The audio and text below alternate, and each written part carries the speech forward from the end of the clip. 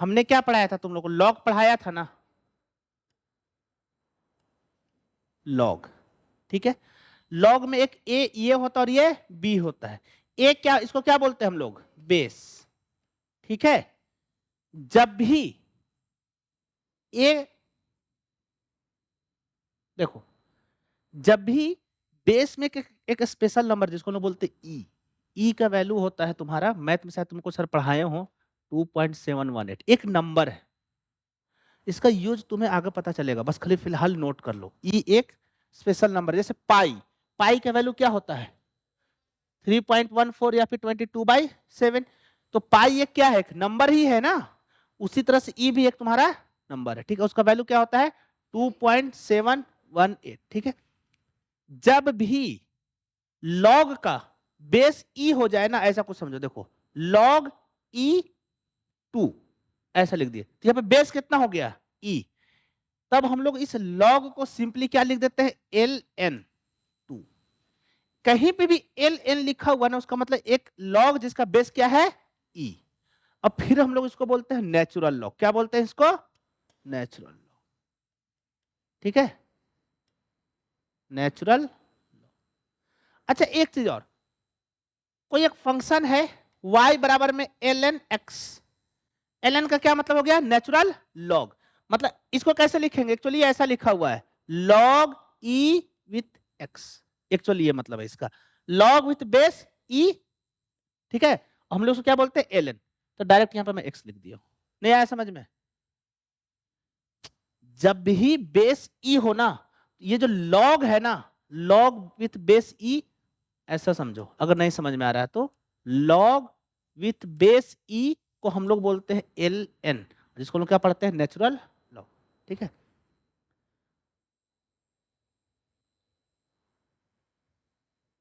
ठीक है। अच्छा डिफरेंशिएशन में तुम लोग को मैं log का डिफरेंशिएशन नहीं पढ़ाया था, है ना। तो dy बाई dx, अगर y की जगह पर क्या है? log ln x over dx। तो ln x का जो डिफरेंशिएशन है ना, वो होता है 1/x। क्या होता है? 1/x। जैसे sin x का डिफरेंशिएशन क्या होता है? cos x। उसी तरह से 1/x, ये जो x है ना, ये इसी का 1/x। फिर उसको log लिखेंगे, जो भी बेस है वो लिखेंगे, उसका डिफरेंशिएशन अलग होगा, फिर वो बताएंगे हम। क्लियर है? जैसे मान लो इसका एक क्वेश्चन था, y बराबर x ln x। क्या यहाँ पे एक फंक्शन है या दो? दो। कितने फंक्शन है? दो। एक x अलग है और एक ln अलग है। कौन सा मेथड यूज करेंगे? u into V. समझ में आ रहा है? तो dy बाई dx जब करेंगे तो पहला फंक्शन को बाहर, दूसरा का डिफरेंशिएशन। तो पहला फंक्शन मान लो मैं x को मान लेता हूं, इसको फर्स्ट फंक्शन माना और इसको सेकेंड फंक्शन माना। हम क्या करते हैं? पहला को बाहर, तो पहला कौन है? x को बाहर, इंटू में दूसरे का डिफरेंशिएशन, दूसरा क्या है? ln x। ln x का डिफरेंशिएशन क्या होता है? 1/x प्लस दूसरे को बाहर निकालो, अब दूसरा क्या है? ln x, और जो बच गया उसका डिफरेंशिएशन, x का डिफरेंशिएशन क्या होता है? तो ये x कट जाएगा, तो सिंपली क्या बच जाएगा? 1 प्लस ln x। क्लियर है? समझ में आया? चलो, तो हमारा बेसिक मैथ का लेक्चर कंप्लीट हो गया था लास्ट लेक्चर में ही। तुम लोग सोच रहे हो कि ये इंटीग्रेशन कब पढ़ेंगे, ठीक है। तो इंटीग्रेशन जहां जरूरत पड़ेगा हम वहां पे पढ़ा देंगे, ठीक है। तो हमारा बेस, जब भी तुमको लोग मैं सिलेबस जब मैं बाइफरकेट किया था, तो बेसिक मैथ के बाद सबसे पहले क्या बोला था पढ़ाने के लिए? आफ्टर बेसिक मैथ क्या पढ़ाना था? वेक्टर। क्या पढ़ाना था? वेक्टर। तो आज हम लोग शुरू करते हैं वेक्टर, ठीक है। हेडिंग डालो और लिखो वेक्टर। नहीं, वेक्टर पढ़ेंगे, बिना वेक्टर का मोशन नहीं होगा ना बेटा।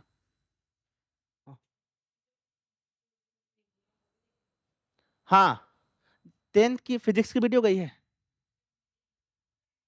नहीं, जैसे देखो होगा क्या, मैं बता रहा हूँ। फिजिक्स की नहीं अभी गई है। जैसे कि हो क्या आ रहा है ना, जैसे मान लो कि आज तुम लोग का क्लास है, संडे को 10th का क्लास है। अब कोर्स चल रहा है साथ में, साथ इन द सेंस कि आज मैं पढ़ा रहा हूँ वेक्टर तुम लोग को, तो यही लेक्चर जाएगा 10th वाले को भी।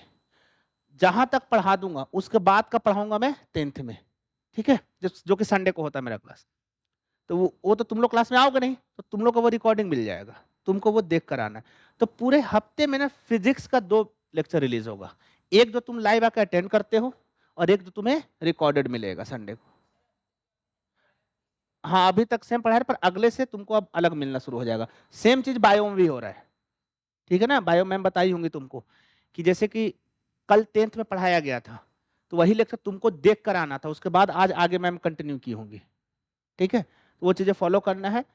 और केमिस्ट्री में वो दिक्कत नहीं है, क्योंकि केमिस्ट्री में तुम लोग को लास्टली पता चलेगा क्या करना है, ठीक है। सबसे पहले ये देख लेते हैं कि वेक्टर में हमको पढ़ना क्या क्या है, ठीक है, क्या क्या हमको पढ़ना है वेक्टर के बारे में, ठीक है। सबसे पहले कि वेक्टर होता क्या है, जिसको हम लोग क्या बोलेंगे, फंडामेंटल ऑफ वेक्टर, कि एक वेक्टर का क्या फंडामेंटल होता है। फिर हम पढ़ेंगे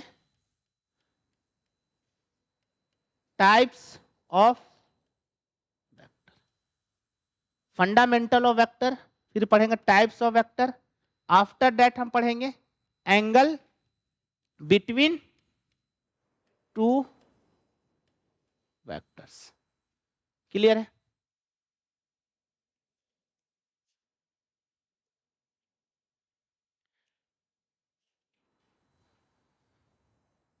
तीन हो गया। इसके बाद पढ़ना हमको triangle law of vector addition, बिल्कुल। और इसी में हम लोग एक आगे पढ़ेंगे पैरेललोग्राम लॉ।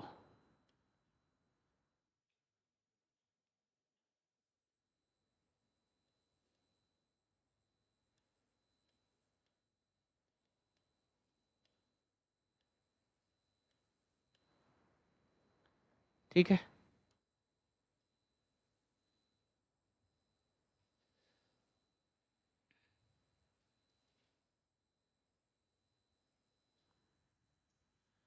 फंडामेंटल हो गया, टाइप्स ऑफ वेक्टर हो गया, एंगल बिटवीन टू वेक्टर हो गया, triangle law of vector addition, और फिर parallelogram law of vector addition, ठीक है। उसके बाद पढ़ेंगे हम लोग सब्ट्रैक्शन ऑफ टू वेक्टर, फिर हम पढ़ेंगे पोजीशन वेक्टर, और साथ में पढ़ेंगे resolution of vector.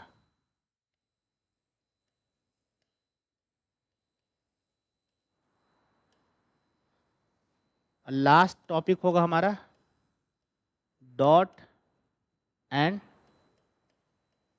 Cross product of two vectors, ठीक है। क्या होता समझ में आएगा, थम जाओ, पहले हेडिंग तो लिख लो क्या क्या पढ़ना है हमें। ये सारा टॉपिक है जो कि हम वेक्टर में कवर करेंगे, ठीक है।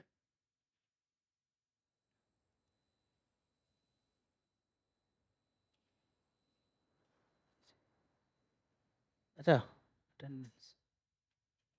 ठीक है। तो सबसे पहले हेडिंग डालो, लिखो फंडामेंटल ऑफ वेक्टर।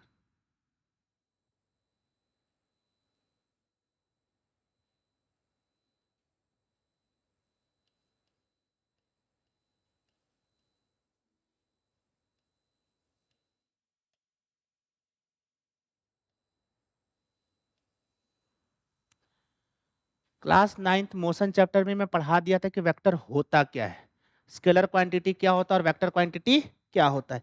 एक बेसिक सा डेफिनेशन है तुम लोग के पास, वैसा फिजिकल क्वांटिटी जिसमें मैग्नीट्यूड हो और डायरेक्शन हो, उसको हम लोग क्या बोलते हैं, vector quantity.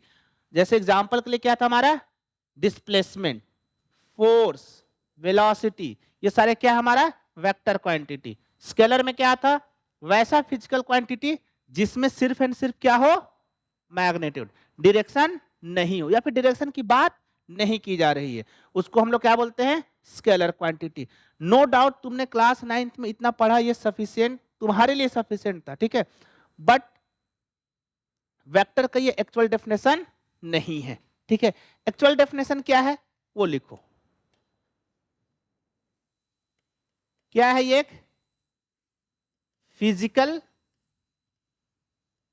Quantity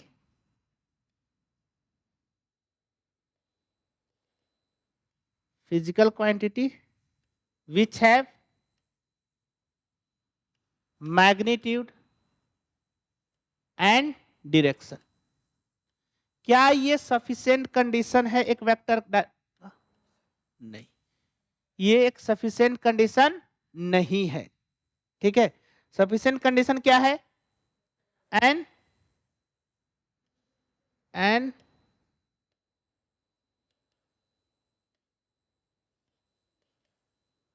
laws of vector algebra. अब पूछोगे सर ये क्या है, तो मैं इसको समझाता हूं, पहले इसको नोट डाउन करो, फिर फर्दर में इस बात पे फोकस करते हैं। जैसे देख लो, क्लास 9th में तुमने ये पढ़ा होगा कि distance is a scalar quantity and displacement is a vector quantity. जैसे मान लो कि मैं बोलता हूं कि कोई भी इंसान लेफ्ट डायरेक्शन में 3 किलोमीटर चलता है, कितना? 3 किलोमीटर, और उसके बाद तुम्हारा लेफ्ट टर्न लेता है और डायरेक्टली फिर ऊपर चलता है, कितना? 4 किलोमीटर। कितना मान लिया मैं? 4 किलोमीटर। अगर तो मैं तुमसे पूछता हूं कि ये इसने डिस्टेंस कितना चला, टोटल डिस्टेंस, तो डिस्टेंस का क्या बेसिक मतलब होता है? Total path length. इसने चला 3 इधर और 4 ऊपर, तो टोटल डिस्टेंस कितना चला? 7। क्या इसको ऐड करने के लिए मुझे कुछ अलग सा रूल लगा, या फिर बेसिक मैथ जो हम लोग अलजेब्रा में पढ़ते हैं, बेसिक जो कि सिंपली एडिशन वगैरह है, वही किया मैंने? बट अगर मैं तुमसे पूछता हूं कि फाइंड इट डिस्प्लेसमेंट, तो डिस्प्लेसमेंट के लिए तुम जानते हो कि तुम्हें क्या करना है कि इनिशियल पॉइंट जो कि ये है और जो फाइनल पॉइंट है ये, दोनों को क्या करना है? एक शॉर्टेस्ट लाइन से ज्वाइन कर दो। अब इस लाइन का जो लेंथ होगा उसी को हम लोग क्या बोलते हैं? डिस्प्लेसमेंट। क्लियर है? अब बताओ, ये 3 ये 4, तो क्या ये 7 होगा? ये कितना होगा? 5। ये कितना होगा? 5। इसका मतलब क्या कि 3 को जोड़े और 4 को जोड़े, रिजल्टेंट कितना गया? 5। क्या ये नॉर्मल मैथ है कि 3 + 4 = 5? नहीं ना। इसको ऐड करने के लिए कुछ एक अलग सा रूल चाहिए, एक अलग अलजेब्रा चाहिए। उसी मैथमेटिक को हम लोग क्या बोलते हैं? Vector algebra. क्लियर है? समझ में आ रहा है? तो जो इस रूल को फॉलो करेगा वही वेक्टर कहलाएगा। सिर्फ एंड सिर्फ मैग्नीट्यूड और डायरेक्शन होने से काम नहीं चलता। देखो इसमें और डिटेलिंग में कैसे कर सकते, देखो मान लो कि इसने 3 किलोमीटर इधर चला, अब 4 किलोमीटर इधर चलता है, ऐसा समझो कि 4 किलोमीटर इधर चला, ये 3 और ये 4, तो डिस्टेंस अभी भी कितना है? 7। बट अगर मुझे अभी भी डिस्प्लेसमेंट निकालना है तो इनिशियल पॉइंट को पकड़ेंगे और फाइनल पॉइंट से जोड़ देंगे। यही चीज काम आएगा वेक्टर के एडिशन में।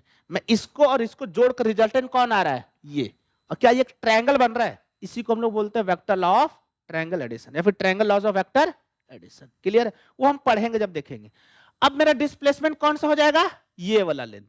मान लो इसको लेंथ x आया, जो भी लेंथ है मुझे नहीं पता, क्या अब ये 5 होगा? नहीं। यहां तो राइट एंगल ट्रायंगल बन गया था, तुमने 5 निकाल दिया था पाइथागोरस से, बट यहां पे वो 5 नहीं होगा। अब इसको निकालने के लिए कहीं ना कहीं ये एंगल पे डिपेंड कर रहा है। यहां पे पहले एंगल कितना था? 90 डिग्री। अब एंगल 90 नहीं रहा तो कुछ और बदल गया। समझ में आ रहा है? मतलब 3 और 4 को जोड़कर अब कुछ और आएगा। क्लियर है? तो ये कहीं ना कहीं एंगल पे डिपेंड कर रहा है। कोई बोलेगा नहीं सर सिर्फ मैग्नीट्यूड और डायरेक्शन से काम चल जाएगा, हमको एंगल की जरूरत नहीं है। तो देखो मैं तुमको एक अच्छा सा एग्जांपल देता हूं। देखो वैसे ये कंट्रोवर्शियल है पर तुम अपने लेवल पे इसको समझना, ठीक है? जैसे मान लो कि एक वायर है, ठीक है? कंट्रोवर्शियल भी नहीं है, मतलब ऐसा है कि जब तुम 11th में जाओगे तो इसको बहुत डिटेल में बताएंगे कि होता क्या है, बीच में फिर टेंसर क्वांटिटी वगैरह आने लगता है, तो अभी हम उतना डिटेल में नहीं जाएंगे।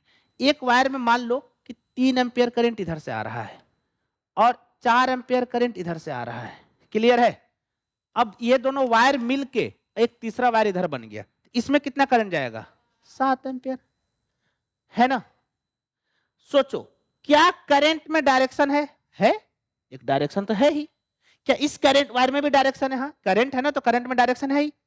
बट दोनों को जोड़ दिया मैं तो रिजल्टेंट कितना आ गया 7। चलो मान लेते हो कि फिलहाल इन दोनों वायर के बीच में एंगल कुछ 20 डिग्री है। कितना है 20 डिग्री। फिर से मैं इसको बदल देता हूं। ऐसा समझो कि एक वायर ऐसे आया और दूसरा वायर ऐसे आया। अब रिजल्टेंट इधर से चला गया। अब इनके बीच में एंगल मैं कर देता हूं, चलो 100 डिग्री कर दिया मैं। ठीक है, अभी भी ये करंट कितना आ रहा है 3 एम्पियर। ये करंट अभी भी कितना आ रहा है 4 एम्पियर। तो मिलकर इसमें कितना जाएगा 7 एम्पियर। लो एंगल तो बढ़ा दिया मैं। अगर तुम बोलते कि सर मैग्नीट्यूड भी और डायरेक्शन भी तो वेक्टर तो होना चाहिए, बट अभी भी ये एडिशन में सिंपली मैथ को यूज कर रहा है। क्या कुछ वेक्टर का कुछ अलग रूल को फॉलो कर रहा है? नहीं। इसलिए हम इसको क्या बोलेंगे स्केलर। तुम्हारे लिए फिलहाल क्या है स्केलर क्वांटिटी। अगर तुमसे कोई पूछ दे फिलहाल what about current, what about current, तो करंट कैसा क्वांटिटी है स्केलर। क्लियर है, समझ में आया? क्यों स्केलर है? क्योंकि इसमें डायरेक्शन भी है मैग्नीट्यूड भी है, बट वो वेक्टर लॉ को फॉलो नहीं कर रहा है, इसलिए ये कैसा क्वांटिटी हो गया स्केलर। तो हाँ क्या किसमें 11th? नहीं नहीं है स्केलर ही, पर थोड़ा सा अलग तरीके से पढ़ोगे चीजें। ठीक है ये क्या है स्केलर। हाँ जब तुम इंजीनियरिंग कॉलेज में जाओगे तब तुमको समझ में आएगा कि एक्चुअली वेक्टर स्केलर भी एक टेंसर क्वांटिटी का सब पार्ट होता है। अब वो टेंसर क्वांटिटी क्या है उतना डिटेल हमें नहीं जाना है। ठीक है, ठीक है, वो मैं कभी कभी पढ़ा देता हूँ फन फैक्ट में, बट अभी तुम्हें ये नहीं पढ़ना है। क्लियर है, ये समझ में आ गया? तो ये डेफिनेशन जिनको भी लिखना है फटाफट नोट डाउन करो इसको, क्या होता है।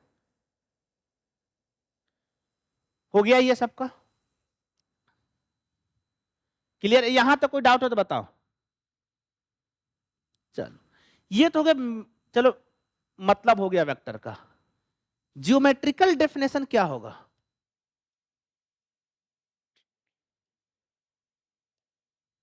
ज्योमेट्रिकल डेफिनेशन क्या होगा वेक्टर का, हमें ये देखना है। क्लियर है, हमें क्या देखना है कि एक वेक्टर का ज्योमेट्रिकल डेफिनेशन क्या होता है।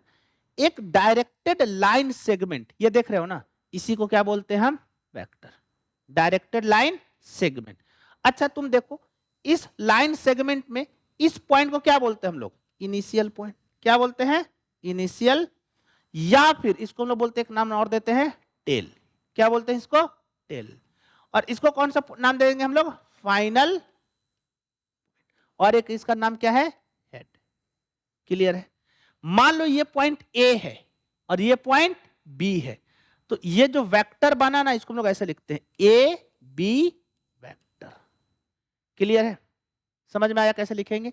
ये इनिशियल पॉइंट और ये फाइनल पॉइंट, तो हम लोग वेक्टर किसे लिखेंगे ए बी के ऊपर एक एरो। क्लियर है यहां तक? कोई दिक्कत है तो बताओ यहां तक। चलो अच्छा एक चीज और बताओ, अगर ये ए बी वेक्टर है तो क्या बी ए वेक्टर जो है इसको हम लोग negative of A B vector लिख सकते हैं क्या? लिख सकते हैं ना, क्योंकि वेक्टर का लेंथ क्या है सेम, बट डायरेक्शन क्या हो गया उल्टा।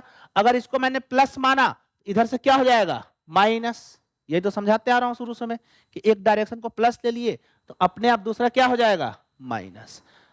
ठीक है, अच्छा ये जो लाइन सेगमेंट है ना इसका जो लेंथ होगा, इसका जो लेंथ होगा ना, लेंथ ऑफ लाइन सेगमेंट, वो क्या रिप्रेजेंट करेगा मैग्नीट्यूड। क्या रिप्रेजेंट करेगा मैग्नीट्यूड ऑफ वेक्टर। क्लियर है, इसको कैसे समझो देखो, मान लो कि एक वेक्टर है ए और वो कुछ ऐसा है। अब मैं कोई दूसरा वेक्टर लिख रहा हूं बी, बट ये जो बी है ना 2 टाइम ऑफ ए है, ए का क्या है 2 गुना, तो ए का 2 गुना कैसा बनेगा कुछ ऐसा होगा। ये क्या होगा वेक्टर बी और ये क्या 2 टाइम ऑफ ए। क्लियर है, तो वेक्टर का जो लेंथ होता है ना वो हमें क्या बताता है उसका मैग्नीट्यूड। अच्छा मैग्नीट्यूड लिखने का एक और तरीका भी है, वो कैसे लिखते हैं जैसे देख लो, जैसे तुम इस पे आओ वापस, ये जो वेक्टर दिख रहे हो ना ये क्या है वेक्टर ए बी, हम लोग इसको बोलते हैं वेक्टर। ठीक है, अगर मुझे इसका मैग्नीट्यूड लिखना है, क्या लिखना है इसका मैग्नीट्यूड, इसका हम लोग मैग्नीट्यूड कैसे लिखेंगे देखो, मैग्नीट्यूड हम लोग लिख देंगे ए बी वेक्टर का एक मॉडुलस। क्या बोलते हैं इसको मॉडुलस। अगर इसके ऊपर मॉडुलस लगा दिए इस वेक्टर के क्या बताएगा, मैग्नीट्यूड। या फिर तुम सिंपली ए बी भी लिख दो, ए बी भी ये वेक्टर नहीं है, ये क्या उस वेक्टर का मैग्नीट्यूड। क्लियर है? वेक्टर लिखने के लिए हमेशा तुमको इसके ऊपर क्या देना होगा, एक एरो। क्लियर है?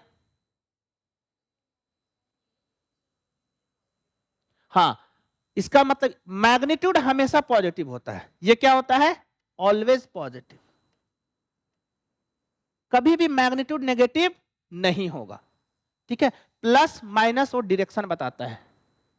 क्लियर है? अच्छा, एक चीज और, तुम अगर दो वेक्टर को कंपेयर कर रहे हो,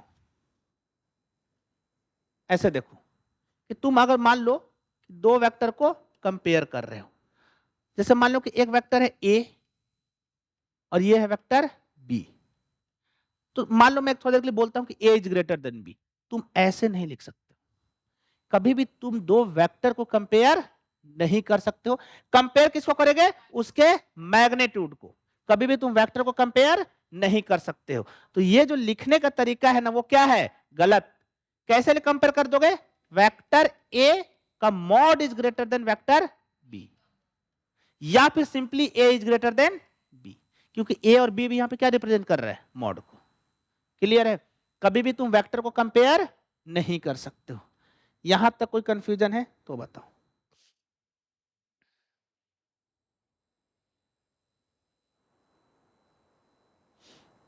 हो गया? चलो, तो डेफिनेशन हो गया। एक वेक्टर का फंडामेंटल हमने पढ़ लिया कि वेक्टर होता क्या है, वेक्टर को हम कैसे रिप्रेजेंट करते हैं, इनिशियल पॉइंट क्या होता है, फाइनल पॉइंट क्या होता है, और वेक्टर का डायरेक्शन हमेशा कहां से कहां होता है। डायरेक्शन कहां से और लिखा था वेक्टर ने, बताओ, टेल टू हेड। ठीक है? जैसे हमने ये बनाया था ना, ये लाइन, तो ये पॉइंट हमारा क्या था, टेल, और ये पॉइंट क्या था, हेड। तो वेक्टर का डायरेक्शन कहां से कहां है, टेल से हेड की ओर। इस बात को बस नोट करना। तो ये हो गया हमारा all about the fundamental of vector. अगला क्या पढ़ना था हमें, types of vector, naught angle. पहले टाइप्स पढ़ लो फिर एंगल पढ़ देंगे। टाइप्स ऑफ वेक्टर, देखो टाइप्स ना मल्टीपल टाइप्स हो सकते हैं। अगर टाइप्स ही सिर्फ पढ़ाना शुरू कर दूं ना, तो पूरे के पूरे 4 घंटा में, 3 घंटा 2 घंटा में सिर्फ टाइप्स ही पढ़ा सकता हूँ। तो उतना पढ़ने की कोई जरूरत नहीं। बहुत सारे टाइप्स ना तुमको नाम से ही समझ में आएगा। मैं तुमको 3-4 टाइप्स बताऊंगा बस, उससे ज्यादा नहीं। बाकी तुमको नाम से ही समझ में आ जाएगा। अच्छा सर, इसको बताने की क्या जरूरत है, ये तो मुझे भी समझ में आ रहा है। जैसे देख लो, सबसे पहला जो वेक्टर है वो है इक्वल वेक्टर। इक्वल वेक्टर कोई जरूरी नहीं कि पहला है, मैं इसको पहला लिख दिया हूं। ठीक है? अच्छा बताओ, दो वेक्टर कब इक्वल होगा, जब उसका मैग्नीट्यूड और डायरेक्शन दोनों सेम हो। क्या इसमें कुछ अलग करने की जरूरत है? कब इक्वल होगा, when magnitude and direction both are same. जैसे देख लो, ये एक वेक्टर है ए और दूसरा वेक्टर ये है बी। ये क्या वेक्टर हो गया, ए, और दूसरा वेक्टर हो गया बी। क्या ये दोनों इक्वल है? हाँ, क्योंकि दोनों का मैग्नीट्यूड भी सेम है, मतलब वेक्टर का लेंथ क्या है, सेम, और डायरेक्शन भी दोनों का क्या है, सेम। क्लियर है? नहीं, अगर मुझे, हाँ इक्वल, अभी तुमको ये इक्वल कंसेप्ट बताऊंगा, बट तुमको ऐसे लिखना होगा कि direction same and mod of A is greater than mod of B. Compare नहीं कर सकते हो। देखो, बराबर करने का हम बताएंगे कि बराबर कैसे किया जाता है, बट तुम बड़ा छोटा वाला कंसेप्ट नहीं कर सकते हो इसमें। अच्छा, मान लो कि दूसरा वेक्टर आ गया तुम्हारा, मैं बोल देता हूं कि कोई एक दूसरा वेक्टर है पैरेलल वेक्टर। नाम से बताओ, क्या बोल दिया दूसरा वेक्टर में, पैरेलल। नाम से बताओ क्या होगा, पैरेलल। ठीक है, क्या होगा इसमें, डायरेक्शन क्या होना चाहिए, direction must be same. Magnitude कुछ भी हो सकता है। हाँ, अगर मैग्नीट्यूड इक्वल हो गया तो फिर वो पैरेलल वेक्टर क्या बदल जाएगा, इक्वल वेक्टर। क्लियर है? जैसे तुम देख लो, मान लो कि एक वेक्टर ये है और दूसरा वेक्टर ये है। मैं बोल दिया कि ये वेक्टर ए है और मैं ये बोल दिया वेक्टर बी है। क्या ये इक्वल वेक्टर है? नहीं। ये कैसा वेक्टर है? पैरेलल। क्लियर है? तो पैरेलल वेक्टर है वो वेक्टर जिसका डायरेक्शन सिर्फ सेम होना चाहिए। अच्छा तुम एक ध्यान से देखो, वेक्टर v का लेंथ क्या है? बड़ा, और वेक्टर a का लेंथ छोटा। तो तुम ऐसे नहीं लिख सकते v is greater then a। अगर तुमने ये लिखा तो ये गलत है। तुम क्या लिखोगे? Mod of b is greater than mod of a। समझ में आया? हाँ, या फिर सिंपली तुम वेक्टर का साइन हटा कैसे लिख दो, b is greater then a, क्योंकि ये उसका मॉड के बारे में बता रहा है। क्लियर है? अच्छा एक बात बताओ, मैं दूसरा तुमको हिंट देता हूं। मैं बोलता हूं कि दो वेक्टर एंटी पैरेलल, उसका क्या मतलब? अपोजिट डायरेक्शन में है। समझ में आ रहा है? तो ऐसे बहुत तरह का वेक्टर हो सकता है। अच्छा मैं बोलता हूं कि दो वेक्टर कोलिनियर है। कोलिनियर मैथ में पढ़े हो? कोलिनियर का मतलब एक ही प्लेन में। कोलिनियर नहीं पढ़े हो मैथ में? नहीं पढ़े हो एंगल कोलिनियर वगैरह?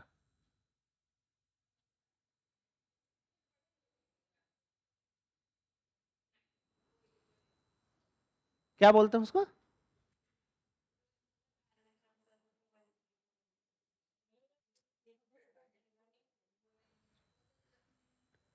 मॉड बेसिकली बेटा मैग्नीट्यूड होता है किसी वेक्टर के। मॉड, मॉड एक फंक्शन है, ऐसा समझो कि मॉड एक ऐसा मशीन है जिसमें तुम कुछ भी डालो, चाहे प्लस डालो या फिर माइनस डालो, वो अपने आप प्लस होकर निकलेगा।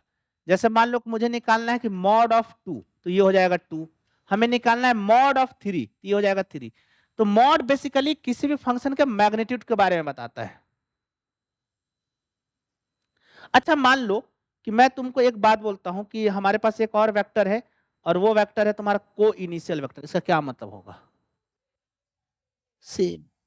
स्टार्टिंग पॉइंट क्या होगा? सेम। नाम से समझ में आ रहा है। तो मैं इसीलिए तुम लोग को बोल रहा था कि ऐसे हजारों तरह का तुम वेक्टर बना सकते हो, है ना? कुछ नया नहीं बनेगा कुछ। मान लो मैं तीसरा बना दिया को इनिशियल वेक्टर। मैं ये इसलिए बता रहा हूं कि देखो क्या होगा, वैसा वेक्टर जिसका स्टार्टिंग पॉइंट क्या हो? सेम। जैसे कि ये देख लो, एक ये वेक्टर हो गया, एक ये वेक्टर है, ये वेक्टर है, ये सारे वेक्टर को देखो। देखो ये वेक्टर ए, ये वेक्टर बी, ये वेक्टर सी, ये वेक्टर डी और ये वेक्टर ई। ये सारे वेक्टर कैसे हैं? को इनिशियल। ठीक है? हाँ, जैसे कि मान लो कि तुम लोग को मैं जब force and laws of motion chapter पढ़ाता था,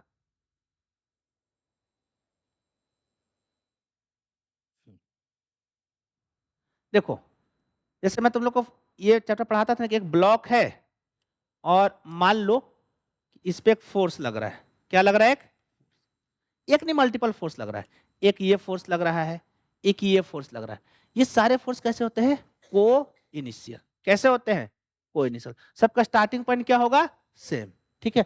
हाँ नो डाउट कि अलग भी हो सकता है। अलग वाले केस में हम लोग टॉपलिंग वगैरह पढ़ेंगे, जो कि तुम्हें नहीं पढ़ना। जब मैं रोटेशन पढ़ाऊंगा ना थोड़ा बहुत, तो उसमें मैं दिखाऊंगा कि एक फोर्स अगर नीचे लगा दिया और एक फोर्स ऊपर लगा दिया तो फिर उसका कुछ टॉपलिंग वगैरह होता है, वो कैसे होता है वो हम देखेंगे।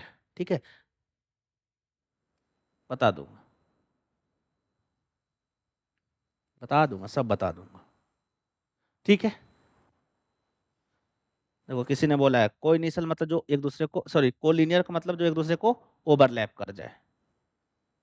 समझ में आ रहा? चलो, जो हमारे लिए ना जो सबसे इंपॉर्टेंट वेक्टर है, जो हमको पढ़ना चाहिए, जो हमें बहुत काम आएगा, वो है तुम्हारा यूनिट वेक्टर। क्या है? Unit vector. तो उसको आगे हेडिंग में डालो, लिखो यूनिट। ये बहुत इंपॉर्टेंट है।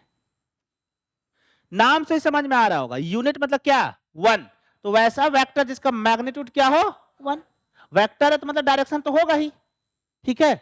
तो वैसा वेक्टर जिसका मैग्नीट्यूड क्या हो? वन, उसको हम लोग क्या बोलते हैं? Unit vector. अब जैसे समझो कि कोई एक वेक्टर ए है। क्या है? वेक्टर ए। मैं इसको ऐसा लिख देता हूं, 3 मीटर पर सेकेंड एलोंग साउथ। क्या लिख दिया मैं? 3 मीटर। बताइए वेक्टर ए क्या है? Velocity vector. कौन सा वेक्टर है? वेलोसिटी। इसमें जो तुम्हारा 3 मीटर जो है ना, देखो ये जो 3 है ना, ये क्या है इसका? मैग्नीट्यूड। ये क्या है इसका? मैग्नीट्यूड। और मीटर पर सेकंड क्या है? यूनिट। और ये एलोंग साउथ क्या है? डायरेक्शन। क्या है? डायरेक्शन। क्लियर है? अब तुम सोचो कि ये क्या यूनिट वेक्टर है? नहीं। यूनिट वेक्टर की क्या डेफिनेशन है? वो वेक्टर जिसका मैग्नीट्यूड कितना हो? 1। अगर मुझे इसको 1 बनाना है तो क्या करना होगा? Divide by 3। क्या करना होगा? Divide by 3। अच्छा तो 3 है क्या इस वेक्टर का? मैग्नीट्यूड। तो अगर मुझे किसी भी वेक्टर को, मान लो कि कोई एक वेक्टर ए है, उसको मुझे यूनिट वेक्टर बनाना है। ए वेक्टर है, यूनिट वेक्टर को लोग कैसे लिखते हैं? एक ऊपर एक कैप। अगर वेक्टर ए को उसके मैग्नीट्यूड से डिवाइड कर दूं तो क्या मुझे यूनिट वेक्टर मिल जाएगा? क्या डायरेक्शन बदला? नहीं। डायरेक्शन बदला? नहीं। हाँ, ए के ऊपर एक कैप। ठीक है, ए के ऊपर क्या होगा? कैप। बिल्कुल, मैं भी बता रहा हूं धीरे धीरे। ठीक है, जैसे मान लो कि मुझे एक यूनिट वेक्टर बी लिखना है, तो क्या लिखेंगे? बी के ऊपर कैप, और वो क्या हो जाएगा? B vector divide by mod of vector B. Clear है? समझ में आ रहा है? अच्छा एक चीज सोचो, इसी बात को ना तुम थोड़ा सा रिवर्स करके सोचो। इस बात को देखो, इसको देखो, क्या इसको ऐसा लिख सकता हूं? इस यूनिट वेक्टर को इधर मल्टीप्लाई कर दो इसको, तो बताओ क्या ऐसे लिख दूं कि ए जो वेक्टर है वो होगा mod of A into unit vector A. देखो, मॉड ए को इधर मल्टीप्लाई कर दिया तो वेक्टर ए बराबर क्या हो जाएगा? Mod of A into unit vector A. अच्छा एक बात बताओ, इसमें जो मॉड ऑफ ए है ये कैसा क्वांटिटी है? स्केलर। ये तो मैग्नीट्यूड है ना सिर्फ। और ये क्या कर रहा है? अगर मुझे ए को वेक्टर लिखना है तो उसके मैग्नीट्यूड को उसको एक डायरेक्शन देना होगा, तो कहीं ना कहीं यूनिट वेक्टर का क्या काम है? डायरेक्शन प्रोवाइड करना। क्या काम है? डायरेक्शन प्रोवाइड करना। ठीक है, यूनिट वेक्टर का एक ही काम है और वो काम है डायरेक्शन देना। क्लियर है? समझ में आ रहा है यूनिट वेक्टर क्या होगा, कैसे करेंगे? यूनिट वेक्टर का काम क्या है? सिर्फ एंड सिर्फ डायरेक्शन देना। क्योंकि तुम 1 से किसी को मल्टीप्लाई कर दो, मैग्नीट्यूड में कोई भी चेंजेज नहीं आएंगे। तुम 1 में किसी को डिवाइड कर दो, मैग्नीट्यूड में कोई चेंजेज नहीं आएंगे। नो डाउट वेक्टर का डिवीजन नहीं होता है, बट मैं तुमको 1 की कहानी बता रहा हूं। ठीक है, क्लियर है? यूनिट वेक्टर में अब तुम सोचो कि ऐसा समझो, मुझे x का यूनिट वेक्टर बनाना है। क्या बनाना है? x का यूनिट वेक्टर। क्या लिखेंगे? x के ऊपर एक कैप, और इसको क्या लिख देंगे? Vector x divide by mod of vector x। अगर मुझे वेक्टर x लिखना है तो क्या लिखेंगे? Mod of vector x multiply by unit का वेक्टर x। अच्छा सोचो कि कोई इंसान x एक्सिस के लॉन्ग चल रहा है। किधर चल रहा है? x एक्सिस के, और वो चल रहा है 10 मीटर पर सेकेंड। कितने से चल रहा है? 10 मीटर पर सेकेंड। क्या ये स्केलर क्वांटिटी है या वेक्टर है? ये वेक्टर। अब मान लो मुझे ये कौन सा वेक्टर है? Velocity vector. अगर मुझे इसका वेलोसिटी वेक्टर लिखना हो, कैसे लिखेंगे? v के ऊपर एक वेक्टर, क्या लिखेंगे? 10 मीटर पर सेकेंड। अगर मैं इसको मल्टीप्लाई कर दूं एक यूनिट वेक्टर जो कि x के लॉन्ग है, क्या इसको डायरेक्शन मिल जाएगा? और x के लॉन्ग यूनिट वेक्टर क्या हो जाएगा? x cap. क्या हो जाएगा? x cap. और भी चीजें होता है मैं बताऊंगा फिलहाल, बट मान लो कि x के लॉन्ग एक यूनिट वेक्टर क्या है? x cap. इस 10 को अगर मैं x कैप से मल्टीप्लाई कर दूं, अब ये क्या समझ में आ रहा है कि एक कार है जो 10 मीटर पर सेकंड का स्पीड से चल रहा, और डायरेक्शन किधर है? x एक्सिस के। वैसे कोई कार है जो मान लो कि तुम्हारा 200 किलोमीटर पर आवर का स्पीड से चल रहा है, और डायरेक्शन है किधर? y cap. इसका मतलब किधर जा रहा है? ये y एक्सिस के एलोंग। ठीक है, समझ में आया? ये है यूनिट वेक्टर। यूनिट वेक्टर में एक हमारे पास इंपॉर्टेंट 3 यूनिट वेक्टर है जिसको हम लोग क्या बोलते हैं?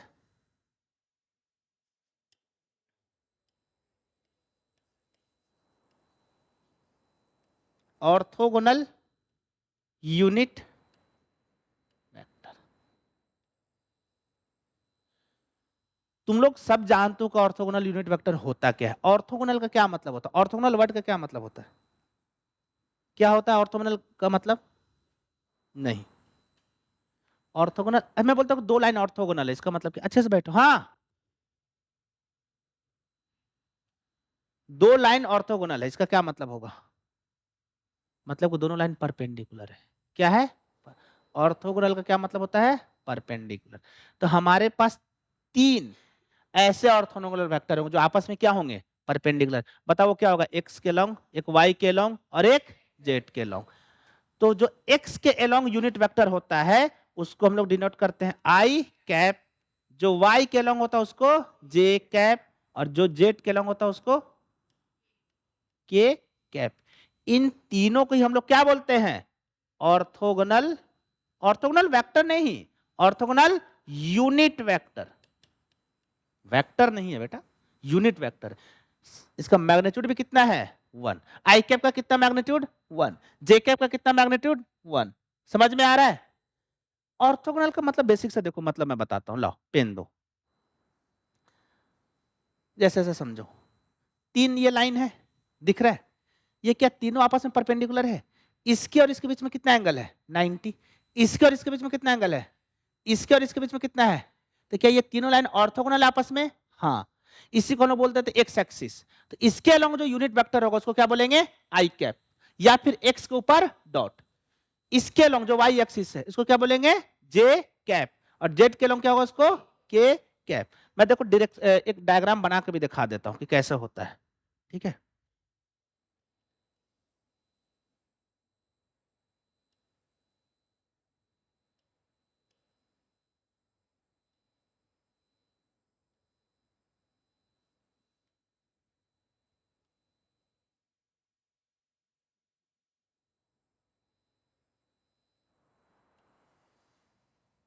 ये हो गया तुम्हारा एक्स एक्सिस, ये हो गया वाई एक्सिस, और ये हो गया जेड एक्स। अच्छा, एक चीज और, ऑर्थोगोनल में क्या खासियत होता है कि तुम एक्स और वाई को सिर्फ डिसाइड कर सकते हो, जेड उसके अकॉर्डिंग डिसाइड हो जाएगा। ठीक है, और वो कैसे होता है मैं जब तुमको क्रॉस प्रोडक्ट पढ़ाएंगे तो वो बता देंगे। जनरली क्या होता है कि तुमने मान लो कि एक्स को उठा लिया और वाई को उठा लिया, तो जेड किधर होगा? क्या करना है, अपने राइट हैंड में जो ये कर्ल फिंगर है उसको एक्स के अलोंग रखो और उसको घुमा किधर दो? वाई के अलोंग। सोचो, एक्स किधर है? इधर। इसको घुमाना किधर है? वाई किधर है? ऊपर। तो ये जो थंब आ रहा है ना, ये डायरेक्शन देगा जेड का। समझ में आया? जैसे इस वाले केस में देखो, लाओ मान लो कि मैं ऐसे रखा हूं और ये हमारा एक्स और ये है मेरा वाई। एक्स के लॉन्ग कर्ल फिंगर रखा और इसको घुमाना किधर है? वाई के लॉन्ग। तो वाई ये है तो ऐसे घुमाए तो थंब किधर जा रहा है? बाहर। तो ये क्या हो जाएगा हमारा? अच्छा, किसी का मन हुआ कि इसने एक्स एक्सिस इसको ले लिया, किसको ले लिया एक्स एक्सिस? इसको। और वाई किसको ले लिया? इसको। तो देखो एक्स के लॉन्ग रखो और वाई के लॉन्ग घुमाओ, ये थंब किधर जा रहा है? Z x. तो तुमको चुनने का सिर्फ 2 एक्सिस को अधिकार है, वो है एक्स और वाई। उसी को क्रॉस प्रोडक्ट क्या दे देगा? जेड। ठीक है। अच्छा, एक्स के अलोंग जो यूनिट वेक्टर होता है उसको हम लोग डिनोट करते हैं आई कैप, या फिर एक्स के ऊपर एक कैप। जो वाई के अलोंग होता है उसको लोग बोलते हैं जे कैप, या फिर वाई के ऊपर एक कैप। इसको क्या बोलते हैं? जेड वाले को के कैप, या फिर जेड के ऊपर कैप। क्लियर है? यहां तक कोई कंफ्यूजन है तो बताओ। नहीं ना? चलो,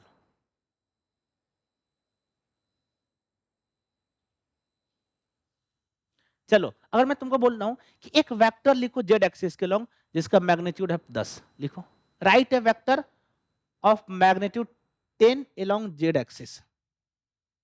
क्या क्वेश्चन है?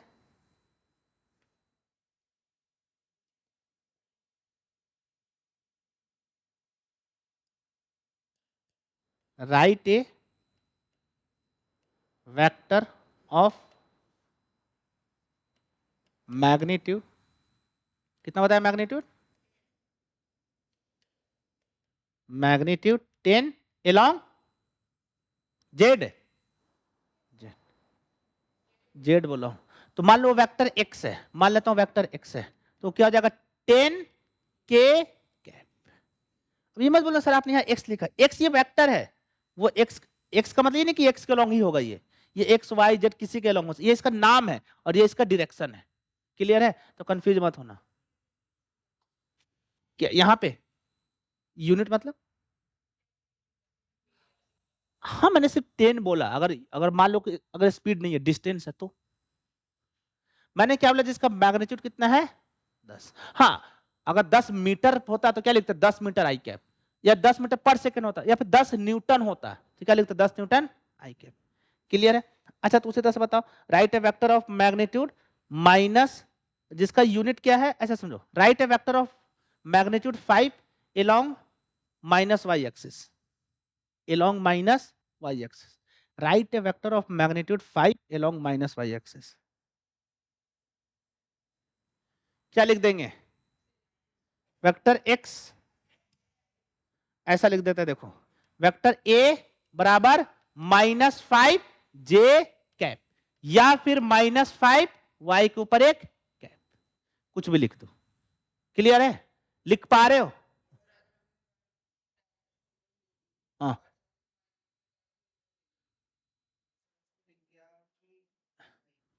y वेक्टर बराबर 5 और एरो ऊपर क्या दिखा दिया, एरो हमने अभी तक कहीं यूज किया है? अच्छा तुम ये कर रहा है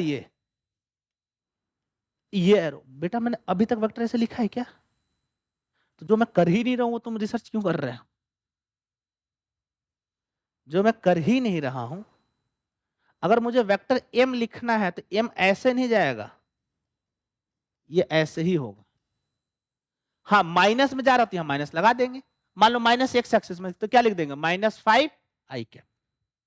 क्लियर है? ये ना एरो ऐसे लिख दे तो ये माइनस अपने आप न्यूट्रलाइज हो गई, ये तो खतरनाक डाउट है तुम्हारा। तो यूनिट वेक्टर का कहानी समझ में आया या नहीं?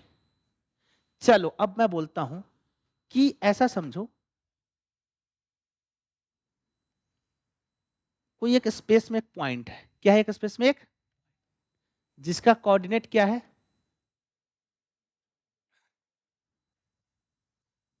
कोई एक स्पेस में पॉइंट है जिसका कोऑर्डिनेट है 2,3।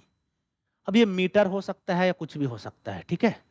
मैं लिखना चाहता हूं इसका वेक्टर का फॉर्म में, इसको लिखना चाहता हूं, कैसे लिखना चाहता हूं वेक्टर। तो तुम सोचो ये x के अलोंग कितना है 2, अगर मान लेते ये वेक्टर a है, ये क्या है वेक्टर a, तो देखो इसमें एक तो x एक्सिस के अलोंग कितना 2 आई कैप, आई कैप क्या बता रहा है कि 2 के अलोंग कितना है, आई सॉरी x के अलोंग कितना है 2, प्लस y के अलोंग कितना है 3, तो 3 j। समझ में आ रहा है? कोई एक स्पेस में पॉइंट है 2,3, तो उसको हम लोग वेक्टर फॉर्म में कैसे लिखेंगे 2 i cap plus 3 J cap. तो ये बात बता रहा है कि वो x में 2 है और y में 3 है।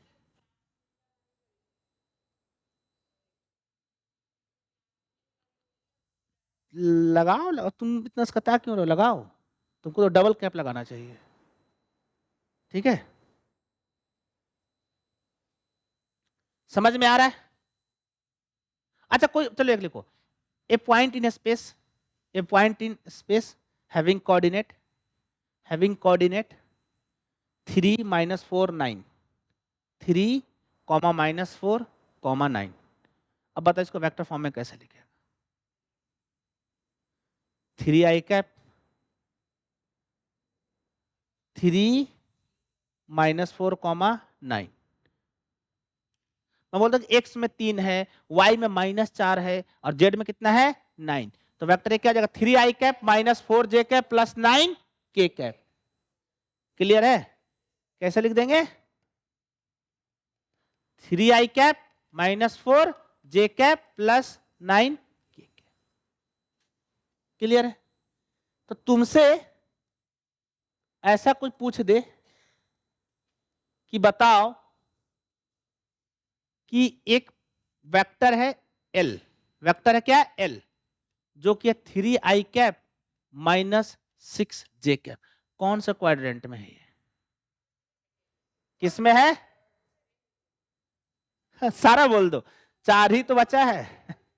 कौन सा क्वाड्रेंट में है? फोर्थ। अरे एक्स क्या है इसमें? प्लस, और वाई क्या है? माइनस, और ये किस में होता है? फोर्थ क्वाड्रेंट में।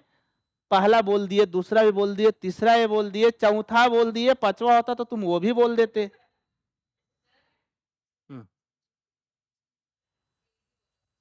हाँ तो फिर तुम ये क्वाड्रेंट नहीं बता पाते। इसीलिए मैंने के नहीं दिया। तुमने पढ़ा है क्या इसके अलावा कुछ क्वाड्रेंट? फिर वो स्पेस में आ जाता है, मैंने पढ़ाया था ना। हाँ, प्लेन बताने पड़ता कि कौन सी प्लेन में है। अब प्लेन के भी आइडिया है वो नहीं तुमको सही से? ठीक। हाँ, ये यहां तक समझ में आया? अगला हेडिंग डालो, लिखो fix vector. Sir why did you add them?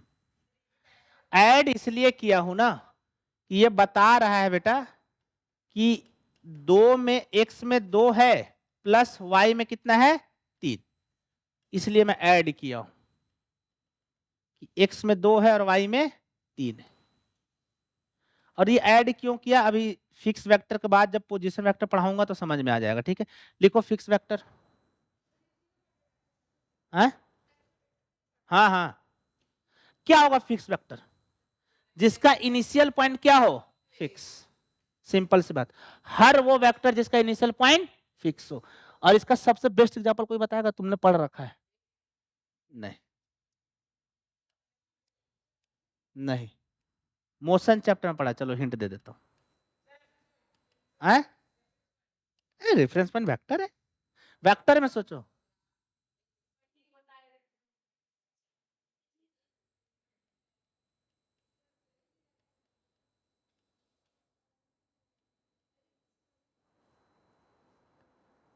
Displacement. कोई कहीं से चलना शुरू करता, फाइनल पॉइंट तक पहुंचता है, तो हम लोग डिस्प्लेसमेंट क्या निकालते? इनिशियल से फाइनल। इनिशियल तो फिक्स हो गया ना। ठीक है, तो displacement vector is the one of the example of क्या है? Fix vector.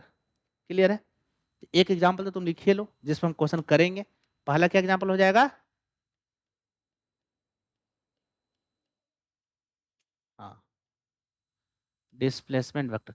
जो अगला एग्जांपल है ना, वो काम का है। वो बहुत काम का, जिसको हम लोगों ने लिखा भी है, और वो है तुम्हारा पोजीशन वेक्टर। क्या है वो? Position vector. क्लियर है? Displacement vector and position vector. ठीक है, और भी हो सकता है।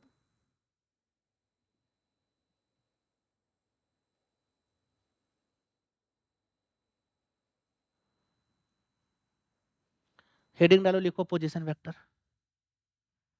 सबसे इंपॉर्टेंट यही है। ये मतलब समझो पूरे वेक्टर में ना, टाइप्स ऑफ वेक्टर में ये और यूनिट वेक्टर सबसे इंपॉर्टेंट है।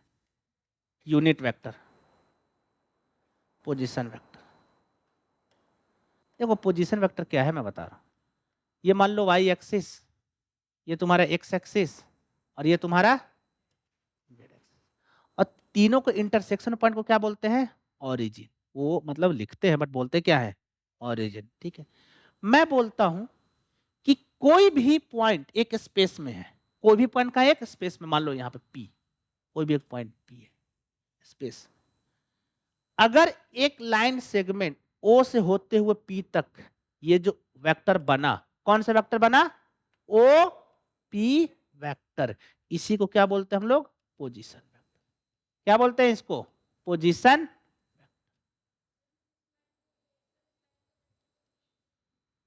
क्या बोल रहे हो जिस लाइन में?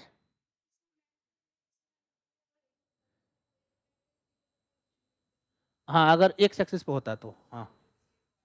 सिंपल सी बात है कि स्पेस में कोई भी एक पॉइंट जिसका कोऑर्डिनेट तुम्हें दिया हुआ हो, और ओरिजिन अगर मान लो ओ है, तो ओरिजिन से जो उस पॉइंट की ओर डायरेक्टेड लाइन सेगमेंट होगा, उसी लाइन सेगमेंट को क्या बोलेंगे हम लोग? पोजीशन। ठीक है, हाँ हाँ हाँ, वही लिखना है। क्या लिखोगे? देखो डेफिनेशन में क्या लिखोगे? If O is origin and P is any point in the space, then OP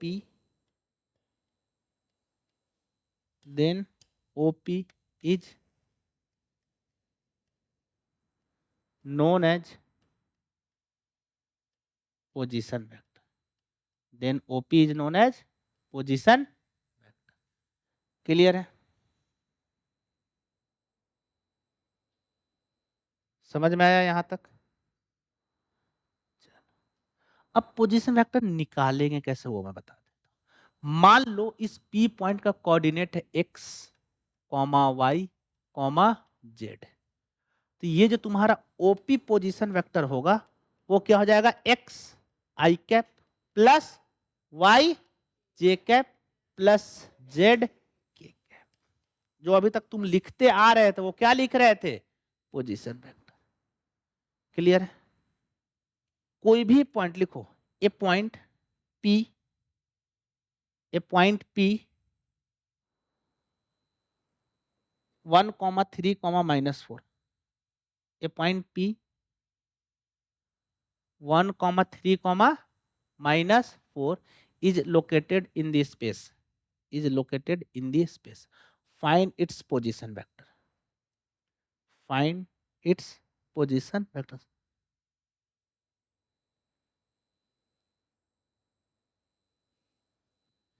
देखो पोजीशन वेक्टर क्या है ना बेटा, कि मान लो कि ओ हमारा ओरिजिन है और P कोई भी एक पॉइंट है स्पेस में।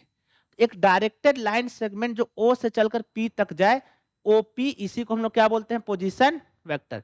डेफिनेशन क्या है, if O is origin and P is any point in the space, then this OP is known as position vector. निकालते कैसे हैं OP को, जिस पॉइंट P का कोऑर्डिनेट दिया, मान लो x, y, j, तो पोजीशन वेक्टर OP जो है वो हमारा होगा x i cap plus y j cap plus z k cap. मान लो अभी तुम लोग को मैंने क्वेश्चन क्या दिया कि जो पॉइंट P है स्पेस में उसका कोऑर्डिनेट क्या है, 1, 3, -4। तो हमारा जो पोजीशन वेक्टर हो जाएगा OP, पोजीशन वेक्टर को हम लोग जनरली R वेक्टर से भी लिखते हैं, R। ठीक है, किससे डिनोट करते हैं, R वेक्टर से। तो ये कितना हो जाएगा तुम्हारा 1 i कैप, मतलब simply i cap plus 3 j cap minus 4 k cap. This is our position vector. Clear है? समझ में आया? पोजीशन वेक्टर को हम लोग R से भी डिनोट करते हैं। ऐसा कोई भी कोऑर्डिनेट दे दे, मान लो कि एक कोऑर्डिनेट दे दिया तुमको स्पेस में ऐसा कुछ 0, 3, 9, इसका पोजीशन वेक्टर आर वेक्टर क्या हो जाएगा, 3 j cap plus 9 k cap. कुछ भी बोलता है देखा करो, मैं इसलिए तुमको बोलता हूं कि तुम बोलने से पहले पहुंच लिया करो, पहले थम जाओ फिर बोलो। कोऑर्डिनेट क्या है 0, तो 0 i कैप क्या हो जाएगा 0 plus 3 j cap plus 9 k cap. Clear हो गया पोजीशन वेक्टर? यहां तक कोई कंफ्यूजन है तो बता दो, है नहीं? अगला हेडिंग डालो, लिखो parallel shifting of A vector. नहीं, खत्म हो गया अब टाइप्स ऑफ वेक्टर का कहानी। पैरेलल, ये पैरेलल वेक्टर का प्रॉपर्टी है, पैरेलल शिफ्टिंग ऑफ ए।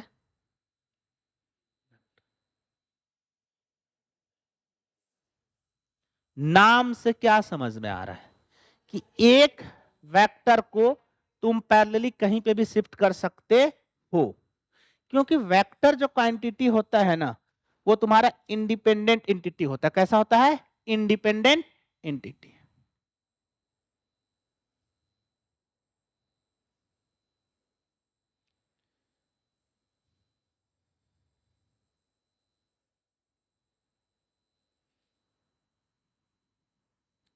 लिखो, vector is a independent entity,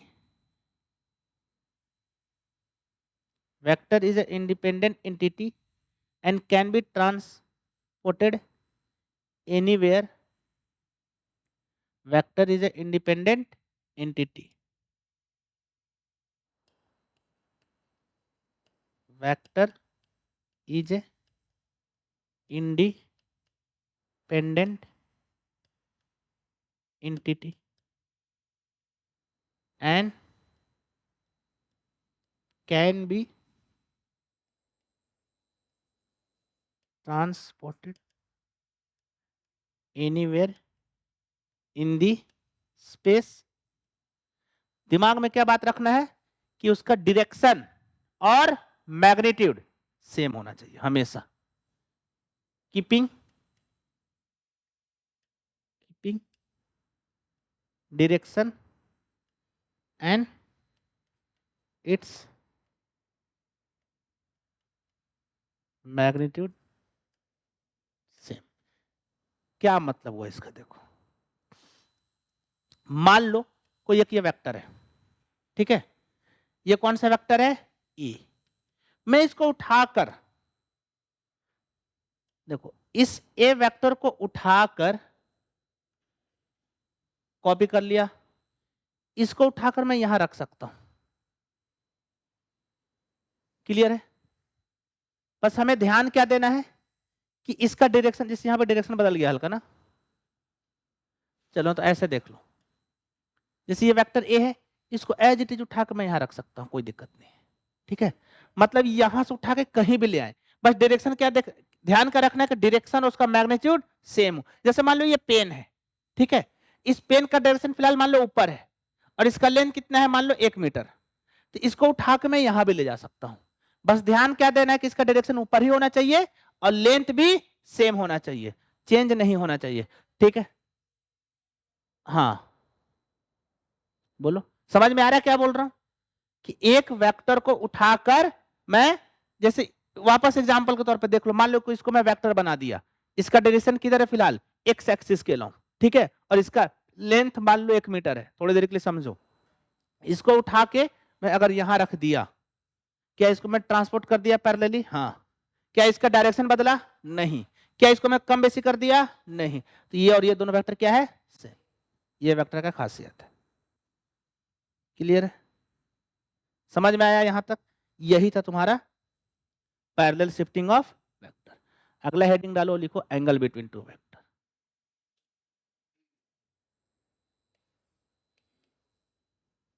angle between two vectors. हाँ हाँ मिलेगा, है मेरे पास. Angle between two vectors. देखो, दो वेक्टर के बीच में एंगल कैसे निकालते हैं? दो तरीका है उसका निकालने का. तुम्हें क्या करना है? दो तरीका में से कोई भी एक तरीके को फॉलो कर सकते हो. चाहे तो टेल प्लस टेल मेथड, या फिर हेड प्लस हेड मेथड. मतलब क्या हुआ कि दोनों वेक्टर के टेल को एक जगह लाकर रख दो, या फिर दोनों वेक्टर के हेड को एक जगह लाकर रख दो, और उनके बीच में जो एंगल बनेगा, और उसमें भी कौन सा एंगल? Smallest angle. कौन सा? वही क्या कहलाएगा? Angle between vector. सारा वेक्टर कोई इनिशियल हो सकता है, सबका स्टार्टिंग पॉइंट सेम कर सकते हैं, सिर्फ तो कर ही सकते हैं ना. अब देखो कैसे है. मान लो कि एक वेक्टर ये है और दूसरा वेक्टर ये है, और समझाओ, और ये वाला मैं एंगल दे दिया हूं, ऐसा समझो कि ये वाला एंगल दे दिया मैं 120 डिग्री. कितना दे दिया? 120. और ये वेक्टर है ए और ये वेक्टर है बी. मैं बोलता हूं कि you have to find the angle between vector. तुम्हें क्या करना है? चाहे तो दोनों का टेल को एक साथ रख दो. देखो तो एक का हेड है और दूसरे का टेल है, इन दोनों में से किसी कंडीशन पे है? नहीं. किसी भी एक को उठा लो. मैं एक काम करता हूं, इस ए को उठा लेता हूं, ये ए का जो, इसको पैरेलली ट्रांसफर करके ऐसे कर देता हूं. कोई दिक्कत? कर सकता हूं ना पैरेलल ट्रांसफर. वेक्टर का मैग्नीट्यूड क्या रहा है, सेम, डायरेक्शन क्या रहा है, सेम, तो मतलब ये अगर ए वेक्टर तो ये भी कौन सा वेक्टर है, ए। अब बता इसका टेल और इसका टेल मिल गया, ये वाला जो एंगल थीटा होगा वही क्या होगा, एंगल बिटवीन वेक्टर। अब लाइन से बताओ ये एंगल कितना हो जाएगा, 60 डिग्री, क्योंकि ये कंप्लीट लाइन कितना बनाता है, 180। क्लियर है यहां तक। अच्छा, अगर मैं इसको स्मॉलर क्यों बोलना चाह रहा था, देखो एक ये वेक्टर है, एक ये वेक्टर है, ठीक है, दोनों का टेल एक साथ है, इसका मतलब ये वाला एंगल क्या कहलाएगा, एंगल बिटवीन वेक्टर। अगर किसी को मान लो तुम्हारा ही ऐसा डाउट आ सकता है कि सर ये भी तो एंगल है, ये भी एंगल है, बट ये स्मॉलर है या ये, तुमको कौन सा एंगल कंसीडर करना है, स्मॉलर। क्लियर है, ये वाला नहीं। अच्छा एक बात बताओ, हेड टू अगर हेड जोड़ दे तो क्या एंगल बदल जाएगा कि सेम ही रहेगा, सेम ही रहना चाहिए। अब देखो इसमें हेड टू हेड कैसे जुटेगा, देखो सेम वाले वेक्टर को सोचो, ये ए है, ये वेक्टर कौन सा है, ए। एक काम करते हैं इस बी को नीचे शिफ्ट कर देते हैं पैरेलली, क्या इस बी को नीचे शिफ्ट कर दिए, तो इसका मतलब ये वाला लाइन क्या कहलाएगा, एंगल। अगर तुम ध्यान से देखो तो यही है ना तुम्हारा बी, और ये वाला एंगल कितना दे रखा हूं मैं, 120, ये वापस से थीटा कितना हो जाएगा, 60 डिग्री, मतलब पाई बाय 3 डिग्री। क्लियर है, समझ में आया। तो चाहे तुम हेड से हेड मिला दो या फिर टेल से टेल मिला दो, एंगल बिटवीन वेक्टर क्या रहेगा, सेम। और तुम इन दोनों में से कोई भी मेथड को फॉलो कर सकते हो। क्लियर है, यहां तक कोई डाउट है तो बताओ, कोई भी डाउट है यहां तक। चलो तो एक क्वेश्चन कर ले, मान लो कि एक रेगुलर पेंटागन है तुम्हारे पास, पेंटागन का क्या मतलब, कितने साइड है, 3 हो गया ना, 4 और ये हो गए 5। थोड़ा रेगुलर दिख नहीं रहा बट रेगुलर मान लेना, ठीक है। तुमको मान लो मैं इसको नाम दे दिया वेक्टर ए, इसको नाम दे दिया वेक्टर बी, इसको नाम दे दिया वेक्टर सी, इसको नाम दे दिया डी, और इसको नाम दे दिया ई। तुमको बताना है what is the angle between A and B. तुमको क्या बताना है, find angle between vector A and vector B. निकालो फटाफट, पेन को भी चलाओ। सबसे पहले ये देखो कि ए और बी के बीच में एंगल कौन सा होगा, तो चाहे तो तुम ए को घसका दो या फिर बी, या फिर हेड से हेड मिला दो या फिर टे से टेल मिला दो। 108, बहुत बढ़िया, हाँ 108 होगा। देखो करना क्या है, अभी देख लो ये ए है और ये बी है, हेड हेड एक साथ है क्या, नहीं, टेल टेल 72 आ रहा है, चलो चेक कर लेंगे जो भी है। देखो ये वेक्टर ए, ये वेक्टर बी, क्या दोनों का हेड एक साथ है, क्या टेल एक साथ है, नहीं, एक का हेड दूसरे का टेल है, तो चाहे तो तुम किसी का एक का हेड बना दो या फिर एक का टेल। एक काम करता हूं मैं ए को शिफ्ट कर देता हूं, इस ए को यहां से ऐसे शिफ्ट कर दिया, देखो इधर देखो ये वेक्टर क्या है, ए, तो ये वाला जो एंगल थीटा है ना वही क्या कहलाएगा, एंगल बिटवीन वेक्टर। अच्छा रेगुलर पेंटागन है, कितने साइड, 5, तो सम ऑफ इंटीरियर एंगल कितना हो जाएगा, कितना हो जाएगा, 5।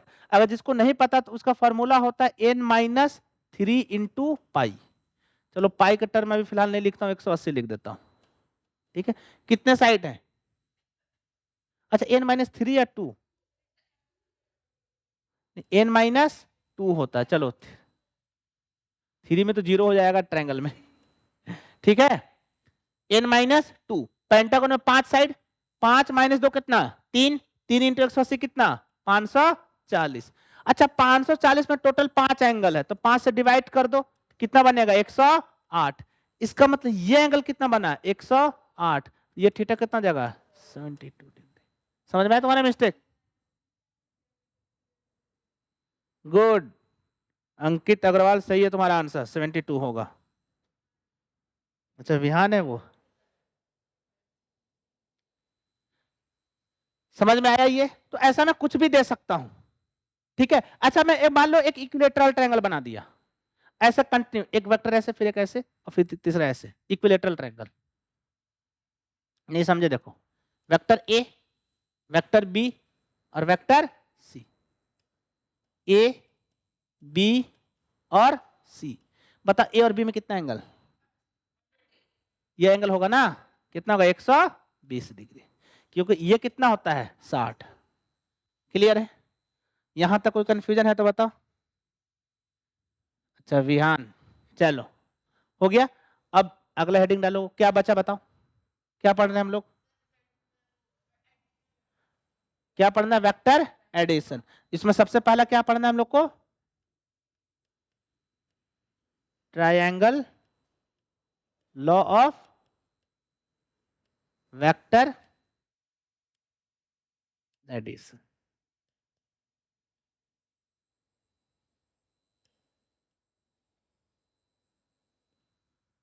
ठीक है, अब हमें क्या करना है कि दो वेक्टर को ऐड करना है। क्लियर है? अब तुम सोचो ऐड कैसे करेंगे। अगर देखो मैं बोलता हूं कि कोई राइट में चलता है 3 मीटर, कितना चला 3 मीटर, उसके बाद तुम्हारा टर्न लिया और ऊपर चला 4 मीटर। ठीक है, तो ये हो गया 3 मीटर और ये हो गया 4 मीटर। अगर तुमको डिस्प्लेसमेंट निकालना है तो डिस्प्लेसमेंट क्या हो जाएगा? यही होगा ना डिस्प्लेसमेंट। इसका मतलब इस 3 मीटर और 4 मीटर का सम क्या है? 5 मीटर। इसका मतलब इसको और इसको जोड़ेंगे तो यही मिलेगा। क्लियर है? तो अगर तुमको वेक्टर को ऐड करना है, कितने वेक्टर को? दो वेक्टर को। तो देखो सिंपल सा तरीका मैं बता रहा हूं क्या करना है।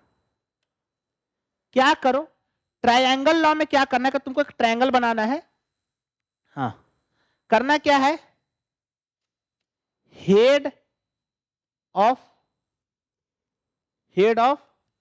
वन वेक्टर को मिला दो तुम tail of other, tail of second vector. ऐसा करो, हेड ऑफ फर्स्ट वेक्टर लिखो, हेड ऑफ फर्स्ट को मिला दो टेल ऑफ सेकंड, या फिर इसका उल्टा भी कर सकते हो, टेल ऑफ फर्स्ट वेक्टर को हेड ऑफ सेकंड। क्लियर है? करना कैसे देखो मैं बता रहा हूं। मान लो कि ये वेक्टर ए है और ये वेक्टर बी है। ठीक है, ये वेक्टर क्या है? ए, और ये है वेक्टर बी। तुमको इन दोनों को ऐड करना है। तो क्या तरीका है देखो, सबसे पहले एक वेक्टर को तो ऐसे ही बना दो एज इट इज। हम एक काम करते हैं, ये जो ए वेक्टर इसको ऐसे लिख दिया।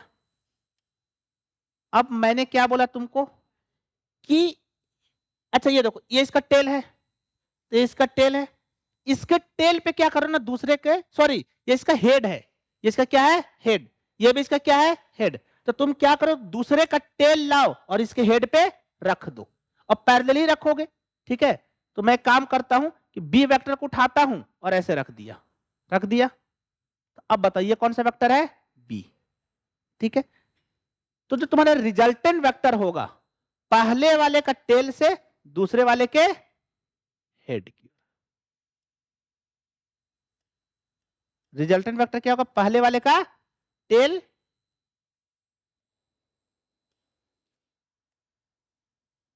आ जाओ, ये जो आर वेक्टर है वही क्या हो जाएगा? Resultant vector. पहले वाले का टेल से दूसरे वाले का हेड तक। और इस आर वेक्टर को कैसे लिखेंगे? A vector plus B vector. Clear है? यहां तक कोई दिक्कत है?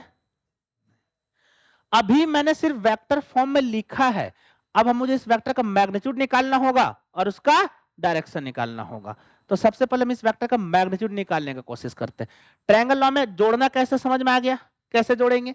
चलो मैं तुम लोग को एक और दे देता हूं। मान लो कि कोई एक्स एक्सिस के लॉन्ग है और ये वाई एक्सिस के लॉन्ग है, तो क्या देखो, पहले का हेड दूसरे का टेल, इसका मतलब रिजल्टेंट क्या होगा? ये। ठीक है, कोई जरूरी नहीं है, तुम्हारा मन है तो ये भी कर सकते हो। देखो सेकंड काम भी, तुमने पहले का हेड पे रखा है ना, अब इसको तुम एक काम करो, दूसरे को ऐसे छोड़ दो, ये दूसरा वेक्टर है, पहला का उठा के इसके हेड पे रख दो, तो रिजल्टेंट कौन सा देगा? ये। क्या ये दोनों सेम नहीं है? सेम ही तो है। क्लियर है? तो तुम किसी भी एक को उठा सकते हो, एक को उठाओ, उसका हेड दूसरे के टेल पे रख दो, कहानी खत्म। ठीक है, अब इसका मैग्नीट्यूड निकाल कर देखते हैं कि आता कितना है। ठीक है, तो हम लोग मैग्नीट्यूड देखते हैं। मान लो ये वेक्टर ए है और ये वेक्टर बी है। ठीक है, हम सब जानते हैं इसका रिजल्टेंट क्या होगा? ये आर। ये वेक्टर ए, चलो इसको मैं कैपिटल ए से फिलहाल लिख देता हूं। ये हो गया वेक्टर कैपिटल ए, चलो कोई दिक्कत नहीं, ये वेक्टर ए और ये वेक्टर बी। अच्छा, ए और बी के बीच में एंगल कौन सा होगा? ये वाला एंगल होगा, या फिर इसको आगे बढ़ा देते ये वाला एंगल होगा? ये वाला एंगल होगा ना, बताया था ना कि इसी को, इस एक आगे सब्स्टिट्यूट कर दो तो देखो टिल्ट, समझ में आ रहा है ना कौन सा एंगल होगा। चलो अब मुझे इसको ऐड करना है, एक काम करते हैं, अगर तुम ध्यान से देखो, अगर मैं इसको हल्का से आगे बढ़ा देते हैं, किसको? इस वाले लाइन को। तुम लोग ना डॉटेड लाइन से बढ़ाना, ठीक है? मैं फिलहाल इसको ऐसे बढ़ा देता हूँ हल्का सा आगे, और यहां से एक लाइन जोड़ जोड़ देता हूँ। क्या एक राइट एंगल ट्रायंगल बन गया मेरे पास बड़ा वाला? क्या हम बड़े वाले ट्रायंगल में पाइथागोरस यूज करके उस आर को निकाल सकते हैं? बट उसको पाइथागोरस लाइक पहले बनाना होगा तब तो। अब देखो ये एंगल कितना है? थीटा। कितना है? थीटा। अच्छा ये वेक्टर बी है, तो हम बी को क्या लिख सकते हैं? Length of vector B. A को क्या लिख सकते हैं? Length of vector A. अब तुम ध्यान से देखो कि अगर इस वाले लाइन का लंबाई कितना है? बी। इस वाले लाइन का लंबाई कितना है? बी। क्लियर है? अगर मुझे इस वाले लाइन का लंबाई निकालना हो तो तुम ध्यान से देखो कि ये एक राइट एंगल ट्रायंगल है, इस राइट एंगल ट्रायंगल में ये थीटा पता है, ये हाइपोटेनस पता है, तुमको परपेंडिकुलर निकालना है, क्या यूज करोगे? Sine theta. क्या यूज करोगे? Sine theta. तो साइन थीटा बराबर क्या होता है? परपेंडिकुलर अपॉन हाइपोटेनस, मतलब पी अपॉन बी। तो बताओ यहां से परपेंडिकुलर कितना आ जाएगा? B sine theta. अरे P अपन H ही है, पर यहाँ पे H क्या है? B। तुम लोग मैं डायरेक्ट P अपॉन H लो, तो P बराबर क्या हो जाएगा? H time of sine theta, और यहाँ पे H क्या है? B, इसलिए इसको हम लोग क्या लिख सकते हैं? B sine theta. क्लियर है? समझ में आ रहा है मैं क्या बोलना चाह रहा हूं? तो इसका मतलब कि इस वाले लेंथ को क्या लिख सकता हूं मैं? B time of sine theta. Similarly सोचो अगर मुझे इस वाला लेंथ को निकालना है, तो ये बेस हो जाएगा और ये हाइपोटेनस हो जाएगा, इसको क्या लिख दूंगा? B time of cos theta. समझ में आ रहा है? क्या मैं इसको पाइथागोरस लाइक बना रहा हूं? हाँ। कैसे? देखो, अगर तुम बड़े वाले ट्रायंगल को पकड़ो, ये लेंथ क्या है? R वेक्टर, ठीक है? अब देखो ये वाला लेंथ कितना है? A। ये वाला लेंथ कितना है? B sine cos theta. तो यहां से पूरा लेंथ कितना हो जाएगा? A plus B cos theta हो जाएगा, और ये वाला लेंथ B साइन थीटा है। अब मुझे R निकालना है, तो क्या यूज करूंगा? पाइथागोरस। क्या यूज करूंगा? पाइथागोरस। पाइथागोरस से बताओ कि R का स्क्वायर बराबर क्या लिख सकता हूं? A plus B cos theta का whole square plus B sine theta का होल स्क्वायर। क्या लिखते हैं? H square equal to B square plus P square. ये हमारा बेस हो गया और ये हो गया हमारा हाइपोटेनस, परपेंडिकुलर। समझ में आ रहा है यहां तक? चलो अब इसको सॉल्व करो। आर का स्क्वायर, इसको क्या लिख सकता हूं? A square plus B square cos square theta plus 2ab cos theta. अगर ये कुछ सोच रहे हो कैसे हुआ, तो मैंने a plus be call square को बस ब्रेक कर दिया, प्लस ये क्या हो जाएगा? B square sine square theta. Clear है? तो आर स्क्वायर बराबर ए स्क्वायर को ए स्क्वायर लिखो, इसको देखो B square cos square theta, B square sine square theta, B को कॉमन ले लो, ठीक है? प्लस बी स्क्वायर कॉमन लिए क्या बच जाएगा? Cos square theta plus sign square theta. क्या साथ में ये भी छूट गया? Plus 2ab cos theta. अब बताओ इसका वैल्यू कितना होता है? 1। इसको क्या लिख सकते हैं? आर स्क्वायर बराबर A square plus B into 1 क्या हो जाएगा? Sorry, B square into 1 B square plus 2ab cos theta. तो बताओ आर का वैल्यू क्या आ गया? रूट अंडर ए का स्क्वायर प्लस बी का square plus 2ab cos theta. तो अगर दो वेक्टर को जोड़ दिए तो उसका रिजल्टेंट ऐसे निकलेगा। क्लियर है यहां तक? यहां तक कोई कंफ्यूजन है तो बताओ, पर इसको छापो, हाँ फटाफट करो, छापो छापो। अब नई चीज पढ़ोगे? नहीं नहीं, अच्छी बात है, इन लोग के लिए तो नहीं है ना।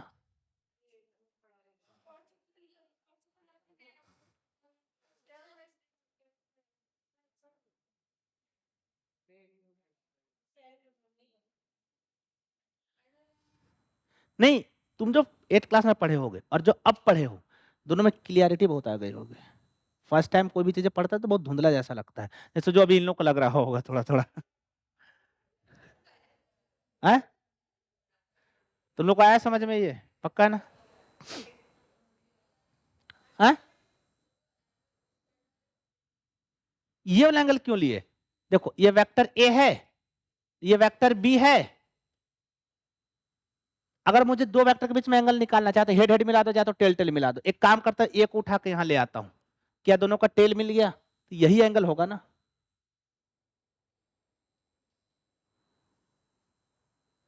समझ में आया? हो गया? फटाफट करो, फटाफट। अब यहां से असली मजा आएगा, क्योंकि यहां सब न्यूमेरिकल स्टार्ट होगा।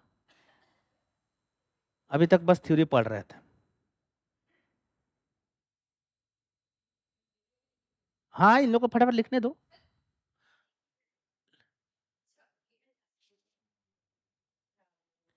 अच्छा, एक चीज और, हमने अभी आर वेक्टर का सिर्फ एंड सिर्फ क्या निकाला है? मैग्नीट्यूड।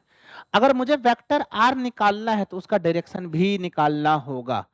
अब देखो, हम लोग ना डायरेक्शन के लिए तो यूनिट वेक्टर यूज करते ही हैं, साथ में हम लोग डायरेक्शन के लिए एंगल का भी यूज करते हैं। समझ में आ रहा? जैसे मान लो कि कोई भी एक लाइन में यहाँ पे ऐसा लोकेटेड है और इसका एंगल बन गया 30 डिग्री, उन्हें बता देंगे कि थीटा बराबर 30 डिग्री मतलब इस लाइन पे है, तो ये डायरेक्शन ही दे रहा है ना। तो एंगल को भी हम लोग क्या यूज करते हैं? डायरेक्शन के लिए। ठीक है, अब मुझे इस आर का डायरेक्शन चाहिए, तो इसका मतलब इस आर का एंगल चाहिए, चाहे वो मैं एंगल ए के साथ निकाल दूं, चाहे मैं वो एंगल बी के साथ निकाल दूं। चलो मैं ए के साथ निकाल देता हूं, और इसको मैं फिलहाल मान लेता हूं एंगल अल्फा। क्या मान लिया? अल्फा। और मुझे ये एंगल अल्फा निकालना है। अगर मैं ये एंगल अल्फा निकाल लिया तो पूरा मुझे कंप्लीट वेक्टर आर मिल जाएगा। अब बताओ ये अल्फा कैसे निकलेगा? कि पूरे इस ट्रायंगल को पकड़ो, बड़े वाले ट्रायंगल को। क्या तुम्हें ये लेंथ पता है पूरा? हाँ। क्या मुझे ये लेंथ पता है? हाँ। इन दोनों का रेशियो क्या होता है? 10। तो क्या लिख दूंगा मैं? 10 अल्फा बराबर क्या होता है? Perpendicular by base. परपेंडिकुलर क्या है? बी साइन थीटा, और बेस क्या है? ए प्लस बी कॉस थीटा। तुम बस फिलहाल के लिए tan अल्फा निकालना सीखो, बाद में मैं अल्फा निकालना भी सिखा दूंगा। ठीक है?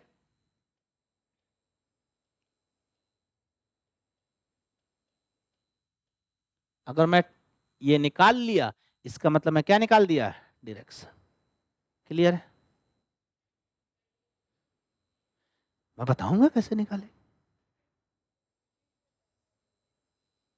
ये नया था तुम्हारे लिए, बहुत बढ़िया।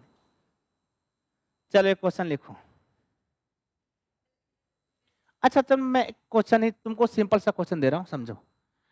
मैं बोल रहा हूं कि दो वेक्टर है और दोनों का मैग्नीट्यूड सेम है। क्या है? सेम। और जब दोनों को जोड़ देता हूं तो रिजल्टेंट भी वही आता है। मतलब एग्जांपल के तौर पे समझो कि एक वेक्टर जिसका मैग्नीट्यूड 5 है और दूसरा वेक्टर का भी मैग्नीट्यूड क्या है? 5। अब दोनों किस एंगल पे मुझे नहीं पता, बट जब मैं उनको जोड़ा तो रिजल्टेंट भी कितना आया? 5। तो फिर तुमको बताना कि एंगल बिटवीन वेक्टर कितना होगा। सॉल्व करो, सॉल्व करो, इस मेथड से सॉल्व करो।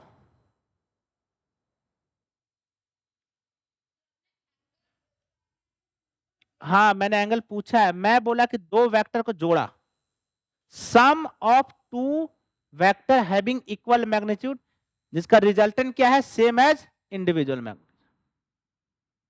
मतलब इंडिविजुअल वेक्टर, मतलब ए का वैल्यू x, बी का वैल्यू x और r का वैल्यू x। हाँ, डायरेक्शन अलग अलग हो सकता है और होगा ही। ठीक है, तो तुम्हें एंगल निकालना है, बहुत इजी है। देखो, r लिखो लिखो लिखो, तो r बराबर क्या होता है? A square plus B square plus 2ab cos. मेरा क्या कहना है कि आर का मैग्नीट्यूड, ए का मैग्नीट्यूड, बी का मैग्नीट्यूड, सबका मैग्नीट्यूड क्या है? सेम। तो तुमको बताना है कि ये एंगल थीटा कितना होगा, फटाफट करो। तुम वैल्यू लिखो, उसके बाद फिर हम बताएंगे वो एंगल क्या होगा। तुम एटलीस्ट वैल्यू तो लिख दो। कॉस थीटा का वैल्यू कितना आया? गलत है, मतलब तुम ये नहीं सॉल्व कर पा रहे हो। आर का वैल्यू एक्स इक्वल टू, ए का वैल्यू क्या है एक्स, मतलब एक्स का स्क्वायर, बी का वैल्यू क्या है एक्स का स्क्वायर, प्लस 2, ए भी क्या है एक्स, बी भी क्या है एक्स, कॉस, कॉस थीटा कितना आया? तुम लोग कितना सिली मिस्टेक करते हो, वापस से चेक करो, कैलकुलेशन नहीं आती है। इसको स्क्वायर कर दो दोनों तरफ, ये हो जाएगा एक्स स्क्वायर, ये हो जाएगा 2x square plus 2x cos theta. ये एक्स स्क्वायर है, ये इधर आएगा तो क्या आ जाएगा minus X square equal to 2x square. अरे भाई ये एक्स स्क्वायर है, ये 2x स्क्वायर इधर आएगा, x माइनस 2x स्क्वायर क्या हो जाएगा माइनस एक्स स्क्वायर। तो कॉस थीटा बराबर क्या आ जाएगा देखो, minus X square divide by 2x square बराबर कितना आ जाएगा -1/2। प्लस कैसे आ गया तुम लोग को यही नहीं समझ में आ रहा है। कॉस थीटा बराबर कितना है -1/, नहीं समझ में आया तुमको? कुछ भी नहीं, यही तो क्वेश्चन में बोला ही, मैंने बोला कि ए बी और आर तीनों का मैग्नीट्यूड क्या है सेम। हाँ कुछ भी कर लो, अरे सेम ही बात आएगा ना, एक्स का तुम वैल्यू 100 लिख लो फिर भी आंसर सेम आएगा, ठीक है। अच्छा कॉस थीटा बराबर 1/2 मतलब कि थीटा बराबर 120 डिग्री। हाँ वही है, कॉस थीटा बराबर -1/2, थीटा कितना होगा 120। देखो कॉस 120 क्या होगा, अगर जिसको नहीं पता देख लो कैसे निकालेंगे। कॉस 120 क्या लिखेंगे, कॉस 90 प्लस 30, थीटा हो गया यहाँ पर 30 डिग्री, कॉस 90 का मल्टीपल है तो कॉस में किस में बदल जाएगा साइन में, और थीटा कितना है 30, 90 प्लस 30 कौन सा क्वाड्रेंट में फर्स्ट, सॉरी सेकेंड, और सेकेंड क्वाड्रेंट में कॉस क्या होता है माइनस, यहाँ माइनस लगा दिए, माइनस साइन 30 हाफ, ठीक है। ये तो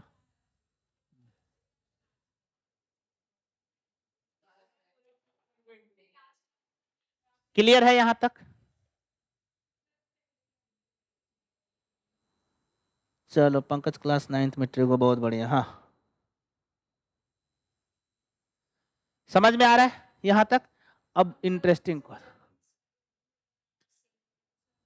एंगल 120 होगा। अब देखो इसको प्रैक्टिकली देखो कैसे बताता हूं, तुम इसको वेरीफाई भी कर सकते हो सिंपल ज्योमेट्री से। ये मान लो वेक्टर ए, अच्छा तीनों चीजें इक्वल, इसका मतलब कैसा ट्रायंगल बनेगा इक्विलेटरल, ये वेक्टर बी और ये वेक्टर सी। अब तुम ध्यान, एक्चुअली वेक्टर सी ये नहीं है, वेक्टर सी ये है, ठीक है। अब तुम ध्यान से देखो, ये वेक्टर ए है, ये वेक्टर बी है और ये वेक्टर आर है। बताओ ए और बी के बीच में एंगल कितना है? इसको तो ऐसे सॉल्व भी नहीं करना था, ऐसे ही हो जाता, 120 था, ठीक है। चलो अब मजेदार क्वेश्चन, एक पार्टिकल है, लिखो a particle is moving along circular path, particle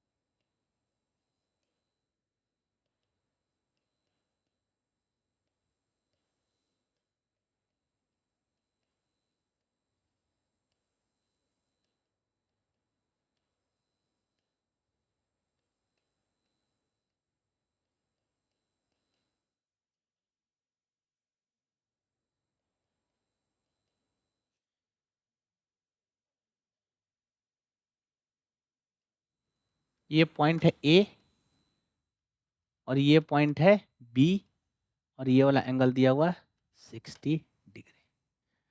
करो, कैसा मोशन है? UCM, uniform circular motion. Uniform circular motion में क्या कांस्टेंट रहता है? स्पीड। वेलोसिटी कांस्टेंट नहीं रहता है। तो मैंने बोला कि find the change in velocity. अगर चेंज इन स्पीड पूछता तो कितना होता? 0, क्योंकि यहाँ और यहाँ स्पीड क्या था? सेम। बट मैं क्या पूछ रहा हूँ? Change in velocity. ठीक है, तो चेंज इन वेलोसिटी में क्या करना है कि यहाँ, अच्छा ये पॉइंट पे वेलोसिटी किधर होगा?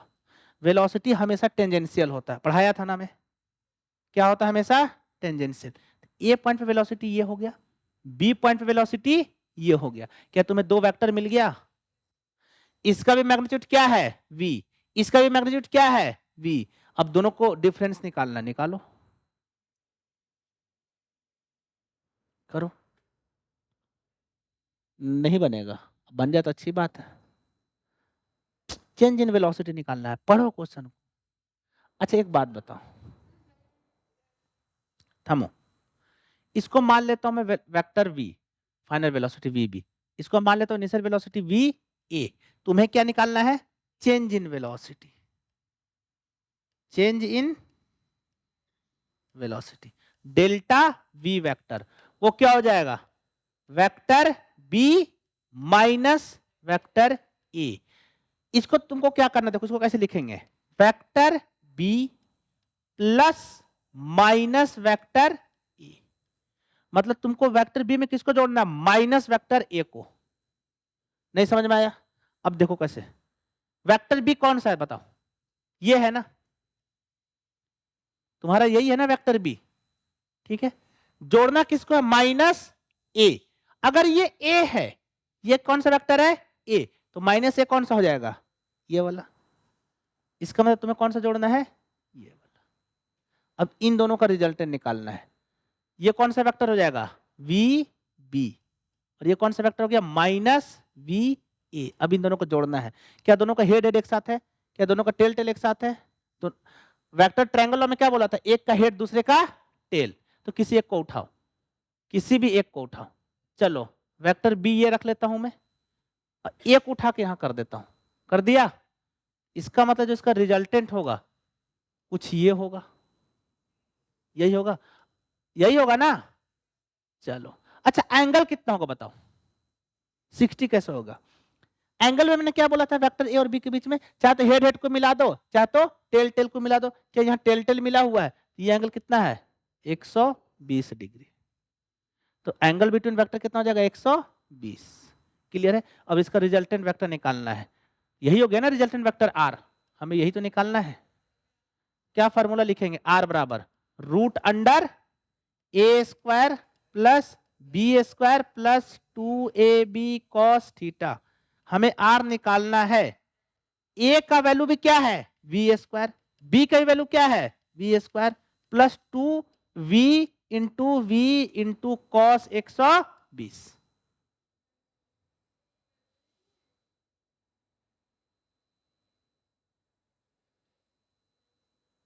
अब देखो,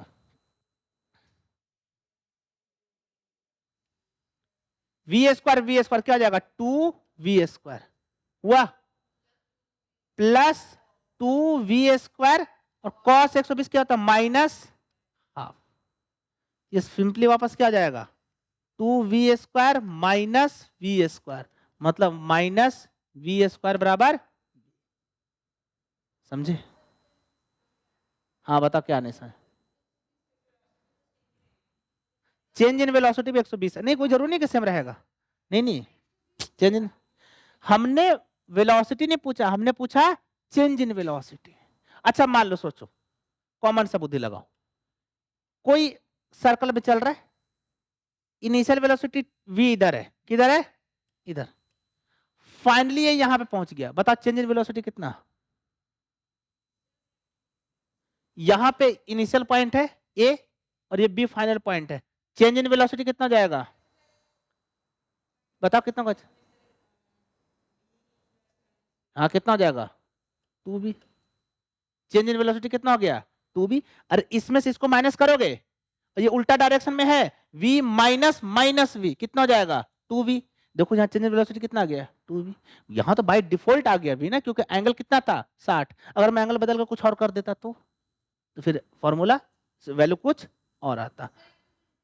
हाँ 120 कैसे आया, ये देखो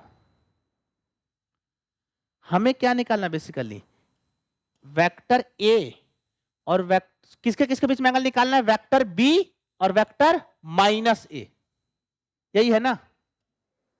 देखो ध्यान से देखो, ये पॉइंट कौन सा है वेक्टर ए, तो माइनस ए कौन सा होगा ये, और वेक्टर बी कौन सा है ये, यही है ना वेक्टर बी, ये कौन सा पॉइंट है वेक्टर बी। अच्छा नॉर्मल देखो, ये लाइन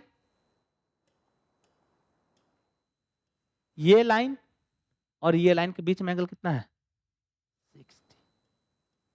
क्लियर है। हमें कौन सा एंगल निकालना है, ये हो गया हमारा वेक्टर बी और ये हो गया माइनस ऑफ वेक्टर ए। हमको इन दोनों के बीच में एंगल निकालना है, मिलाओ दोनों को, कैसे मिलेगा, तो बताओ एंगल कितना होगा। नहीं अभी भी समझ में आ रहा है, अभी भी नहीं दिख रहा तुमको 120 होगा।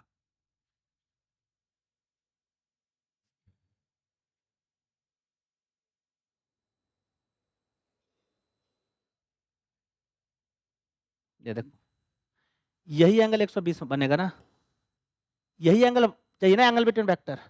ये एंगल कितना है 90, ये एंगल कितना है 90, ये एंगल 60, तो ये एंगल कितना है 120, क्योंकि क्वाड्रिलेटरल का एंगल कितना होता है सम 360। अभी भी नहीं आया समझ में,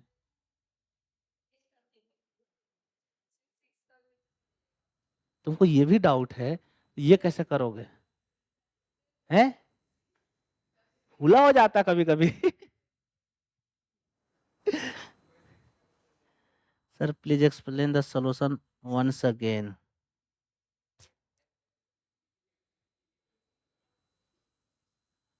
देखो मैं एक बार वापस समझा दे रहा हूं, हमें क्या निकालना है, चेंज इन वेलोसिटी, मतलब final velocity minus initial velocity. Final velocity ये है, हमको इनिशियल वेलोसिटी को माइनस करना है, ठीक है। अगर ये वी ए है तो इसका उल्टा क्या होगा माइनस वी। तो हमें क्या ऐड करना है, हमें बेसिकली निकालना है वीबी माइनस वी ए। इसको क्या लिख सकते हैं वीबी प्लस माइनस वी ए, मतलब हमको वीबी में किसको ऐड करना है माइनस वी ए को। तो हमने बना दिया इसको वीबी और इसको बना दिया माइनस वी ए, और एंगल कितना हो गया 120। बस उसके बाद सिंपल वेक्टर एडिशन है। नहीं ये मोशन का आया हुआ क्वेश्चन है। हाँ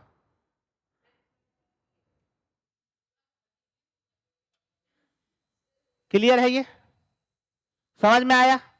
चलो अगला देखो, वेक्टर एडिशन में हमको पढ़ना था triangle laws of vector addition, और अगला क्या था parallelogram laws of vector addition.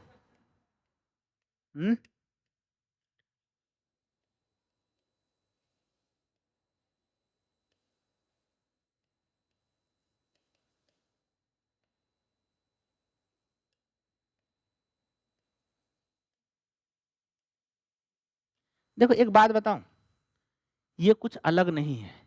तुमने एक बहुत कहानी पढ़ा होगा ना, ऐसा बहुत एक फेमस सा कोटेशन सुना होगा कि एक ही सिक्के का दो पहलू, ये वही है। ट्रायंगल लॉ और वेक्टर लॉ कुछ अलग नहीं है, सेम है। कैसे सेम है देखो मैं बता रहा हूं। मान लो कि ये वेक्टर ए है, ये क्या है वेक्टर ए, और ये क्या है वेक्टर बी, तो रिजल्टेंट कौन सा होगा, this is resultant of vector, ठीक है। अच्छा इसको हम बोल दिए वेक्टर ए, इसको बोल दिए वेक्टर बी, ये आर क्या कहलाएगा मुझे रिजल्टेंट वेक्टर।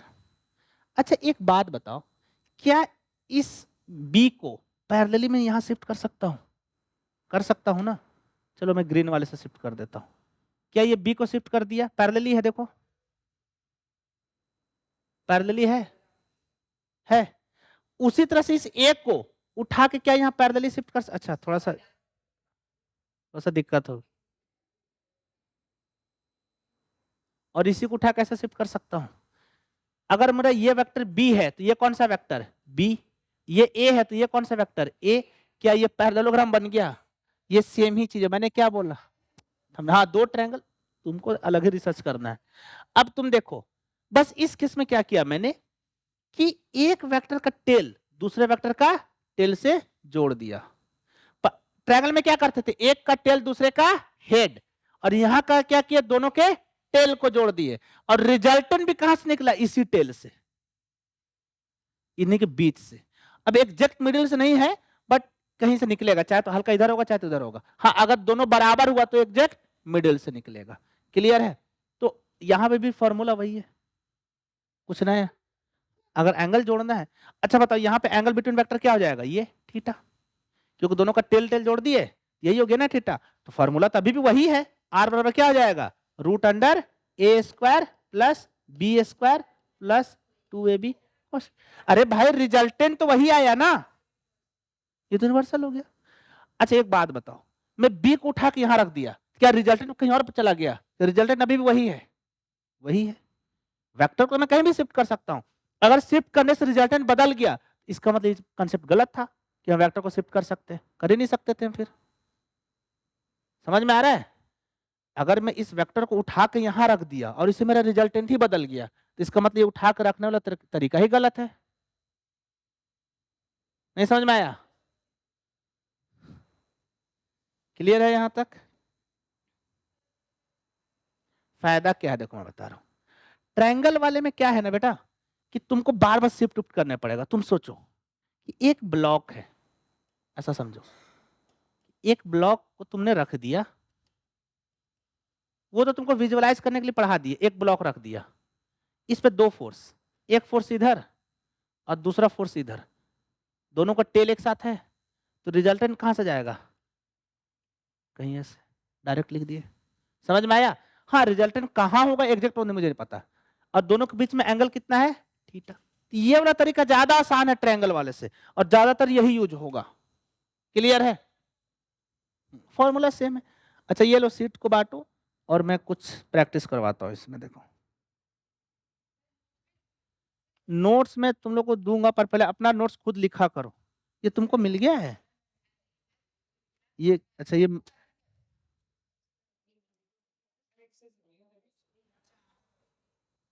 दे दो, उसको दो।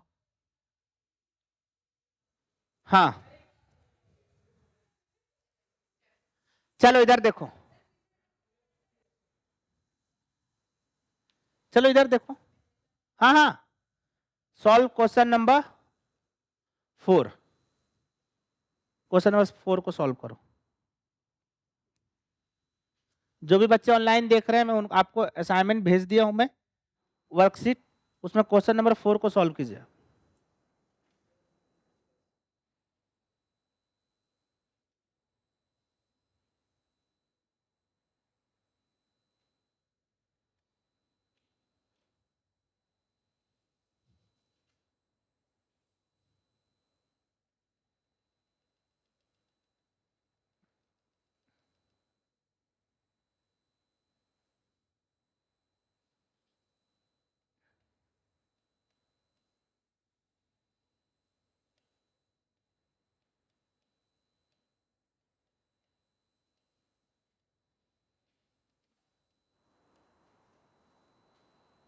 क्वेश्चन नंबर 4 क्या होगा आंसर?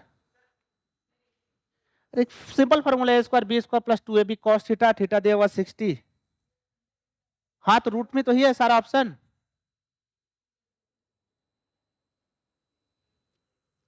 कितना होगा बताओ?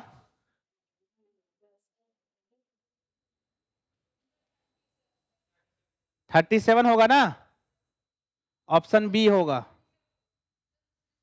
हाँ चलो, रूट 37। किसी को डाउट है तो पूछ लेना मुझसे। हाँ गुड गुड बिहान, सही है तुम्हारा आंसर। देखो तुम लोग से जल्दी बिहान आंसर दे दिया। रूट 37 ठीक है। हाँ हाँ हाँ, हो गया। हाँ चलो क्वेश्चन नंबर 9। हाँ क्वेश्चन नंबर 9 सॉल्व करो।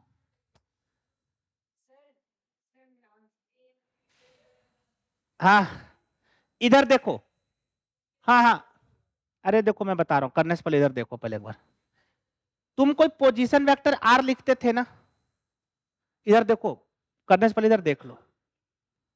हम लोग पोजीशन वेक्टर आर को कैसे लिखते थे? X i cap plus y j cap plus z k cap.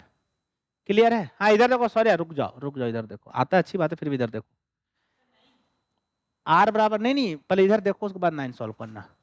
Are बराबर क्या? X i cap plus y j cap plus के cap, sorry Z k cap. ठीक है, अब मुझे क्या करना है, इसका मैग्नीट्यूड निकालना है कि इस वेक्टर का मैग्नीट्यूड क्या होगा। एक काम करो, थोड़ी देर के लिए ना जेड को हटा दो, फिलहाल क्या एक्स आई कैप और वाई जे कैप। पता आई कैप और जे कैप के बीच में कितना एंगल? आई कैप मतलब क्या? एक्स एक्सिस, ये एक्स एक्सिस, ये वाई एक्सिस, तो दोनों के बीच में एंगल कितना? 90 डिग्री। तो बता इन दोनों के बीच में एंगल कितना है? 90 डिग्री।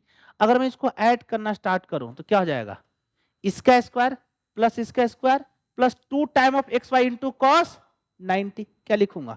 आर का अगर मुझे मॉड चाहिए तो क्या लिखूंगा? X square plus y square plus 2x y cos 90। अब तुम सब जानते हो कि कॉस 90 कितना होता है? 0 1 0। कॉस 90 कितना होता है? 0।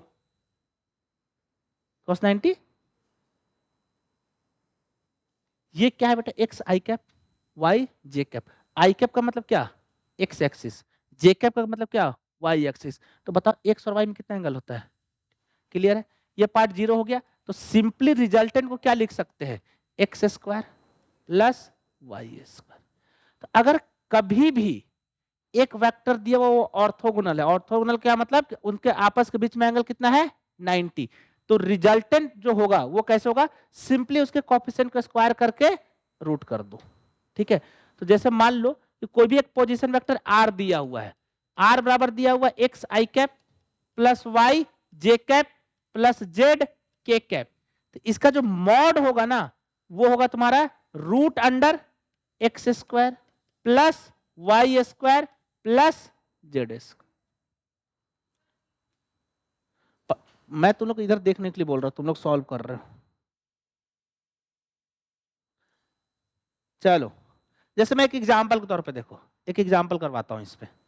कोई एक वेक्टर ए है जो कि कुछ ऐसा है 3 आई कैप प्लस 4 जे कैप प्लस 12 के कैप।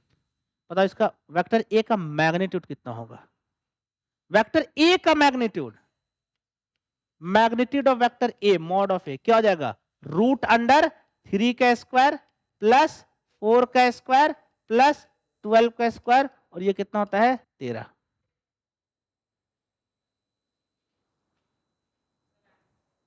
समझ में आया? चलो चलो 9 देखो, 9 देखो। हाँ मैं वही दिखा रहा हूं। सबसे पहले वेक्टर ए लिखो, देखो वेक्टर ए, वेक्टर ए बराबर क्या है? आई कैप प्लस रूट 3 जे कैप। सबसे पहला क्वेश्चन बोल रहा है कि make an angle theta with x axis, x axis angle theta बना रहा है, find the magnitude of this vector. सबसे पहले इसका मैग्नीट्यूड निकालते हैं। मॉड ऑफ वेक्टर ए क्या होगा? रूट अंडर इसका कोएफिशिएंट का स्क्वायर 1 का स्क्वायर प्लस रूट 3 का होल स्क्वायर। 3 और 1 4 का रूट कितना हो जाएगा? 2। और मॉड कभी भी नेगेटिव नहीं होता है तो माइनस लेंगे ही नहीं। अब देखो कि हमको एंगल, देखो तुम क्वेश्चन को पढ़ो, ये कौन सा क्वाड्रेंट में है? फर्स्ट। एक्स, एक्स भी पॉजिटिव और वाई भी पॉजिटिव। तुम इस कोऑर्डिनेट को लोकेट करो ऐसा,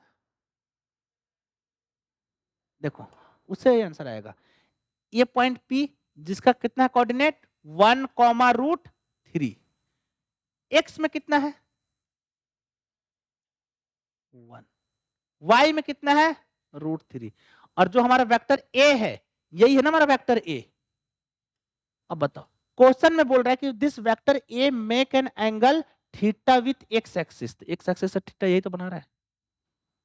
अब तुमको ये थीटा निकालना है। अब बताइए इस राइट एंगल ट्रायंगल में इसका लेंथ 1 है, इसका लेंथ रूट 3 है, तो बताओ कि tan थीटा बराबर क्या हो जाएगा, परपेंडिकुलर अपॉन बेस। तो परपेंडिकुलर √3 और बेस कितना 1। अब बताओ तुम कि tan थीटा बराबर √3 है तो थीटा कितना होगा 60 डिग्री।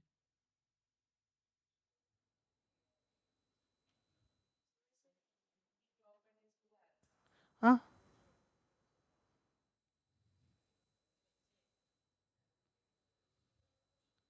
क्लियर है।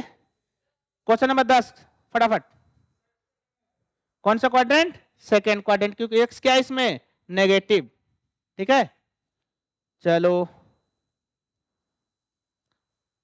क्वेश्चन नंबर 7 सॉल्व करो।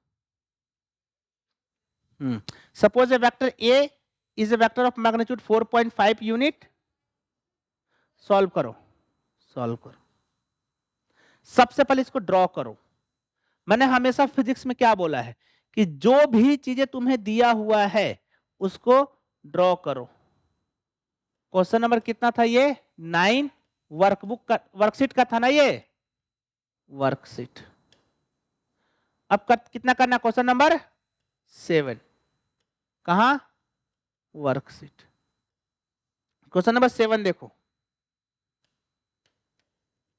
बोल रहा है कि सपोज करो कि एक वेक्टर ए है, ठीक है, जिसका कि मैग्नीट्यूड कितना है 4.5 यूनिट अलोंग नॉर्थ। सबसे पहले ईस्ट वेस्ट नॉर्थ साउथ बना लो। पता है ना तुम लोग सबको ये क्या है ईस्ट, ये क्या है वेस्ट, ये क्या है नॉर्थ और ये क्या है साउथ। देखो एक दिमाग से बताता हूं इसको सॉल्व करने से पहले। इधर देखो ईस्ट वाले को एक्स एक्सिस मान लो और नॉर्थ वाले को वाई एक्सिस। क्यों माना, क्योंकि इधर देखो ईस्ट वाले को क्या माना है एक्स एक्सिस। क्यों माना एक्स एक्सिस, क्योंकि हमको पता है एक्स एक्सिस के रॉन्ग यूनिट वेक्टर क्या होता है आई कैप, तो हम डायरेक्ट वेक्टर लिख सकते हैं। अच्छा अब देखो बोल रहा है कि वेक्टर ए जिसका मैग्नीट्यूड है 4.5 अलोंग नॉर्थ। बताओ कैसे लिखूंगा वेक्टर ए नॉर्थ। तो वेक्टर ए बराबर कितना हो जाएगा 4.5 जे कैप। ठीक है the magnitude and direction of vector 4a। कोई वेक्टर b है और वो क्या है -4a। क्या लिखेंगे -4 और a को क्या लिख देंगे 4.5 j। ये कितना हो जाएगा बताओ 18 हो जाएगा ना -18 j कैप। एक बात बताओ वेक्टर b बराबर क्या आ गया हमारा -18 j कैप। मैग्नीट्यूड कितना -18 नहीं, मैग्नीट्यूड कितना +18, क्योंकि मैग्नीट्यूड कभी भी नेगेटिव नहीं होता है। और डायरेक्शन किधर है -j का उधर इधर साउथ नेगेटिव वाई में। इजी था ये तो। क्या बोल रहे यहां तक समझ में आया। ये क्वेश्चन ये दिया होगा बी वेक्टर बराबर -4 टाइम ऑफ ए, तो -4 और ए क्या है 4.5 जे, तो डाल दिया सॉल्व कर दिया -18 जे। तो 18 क्या आ गया उसका मैग्नीट्यूड और डायरेक्शन क्या आ गया -j मतलब माइनस वाई एक्सिस मतलब साउथ। क्लियर है, यहां तक कोई कंफ्यूजन है तो बताओ। हाँ नहीं करना है वो, क्लियर है यहां तक। अच्छा देख लो इधर देखो दो वेक्टर को ऐड करना है। मान लो कि वेक्टर ए दिया हुआ तुमको 2i cap plus 3j cap plus 4k cap. Vector b दिया हुआ तुम्हें 3i cap plus 6j cap -2k cap. ठीक है अब तुमको मैं क्या बोलता हूं कि वेक्टर एक आर बनाओ। क्या बातें मत करो, वेक्टर आर बनाओ और वो है vector a plus vector b. मतलब तुम्हें क्या करना है ए और बी को ऐड करना है। तो कैसे लिखेंगे देखो वेक्टर आर ए बराबर क्या है सबसे पहले उसको लिखो। ए बराबर क्या है 2i cap plus 3j cap plus 4k cap plus vector b लिखो। वेक्टर बी कितना है 3i cap plus 6j cap -2k cap. हो गया। अब तुमको जोड़ना है तो तुम सब जानते हो लाइक टर्म को लाइक के साथ जोड़ते हैं। तो आई को किसके साथ जोड़ेंगे आई के साथ, कितना जाएगा 5i, ये कितना हो जाएगा 9j प्लस 2k। अब मैं बोलता हूं कि find mod of vector r. क्या हो जाएगा, root under 25 plus 81 plus 4। Clear है, यहां तक कोई दिक्कत? बस एक क्वेश्चन फटाक से कर दो, उसके बाद छुट्टी करते हैं। हाँ इधर देखो, वेक्टर ए बराबर है आई कैप प्लस के कैप, वेक्टर बी बराबर है 2 आई कैप प्लस 3 के, ऐसा समझो 2 i cap plus 12 j cap plus 3 k cap. ठीक है, तुम्हें निकालना है find mod of vector r, जो कि मॉड ऑफ वेक्टर आर जहां पे वेक्टर आर क्या है, ए वेक्टर प्लस बी वेक्टर। फटाफट करो, निकलो, फटाफट करो इसको। सबसे पहले ए प्लस बी निकालो, मतलब ए और बी को जोड़ दो। कितना हो जाएगा ए बी को जोड़कर, 3i, कितना आंसर है 13। वेरी गुड, आंसर कितना होगा 13। कैसे देखो, आर वेक्टर बराबर क्या है, ए प्लस बी। देखो 2 और 1 कितना, 3i कैप प्लस जे जोड़ो, जे में सिर्फ 12 है, 12j, के में कितना, 3 और 1 4, 4 के कैप, और mod of vector r root under 3 का स्क्वायर प्लस 12 का स्क्वायर प्लस 4 का स्क्वायर, और थोड़ी देर पहले ये किया था, कितना होता है 13। क्लियर है, तो नेक्स्ट क्लास में हम पढ़ेंगे सब्ट्रैक्शन, सब्ट्रैक्शन हो जाएगा, उसके बाद resolution and dot dot cross. तो नेक्स्ट क्लास में तुम्हारा हाफ एन आवर में वेक्टर कंप्लीट हो जाएगा, बाकी के 1.5 घंटे हम लोग पढ़ेंगे मोशन। और वो नेक्स्ट लेक्चर तुम लोग को रिकॉर्डेड मिलेगा, संडे को ही होगा, ठीक है, वो तो तुम लोग को रिकॉर्डेड मिलेगा, तो देख कर आना।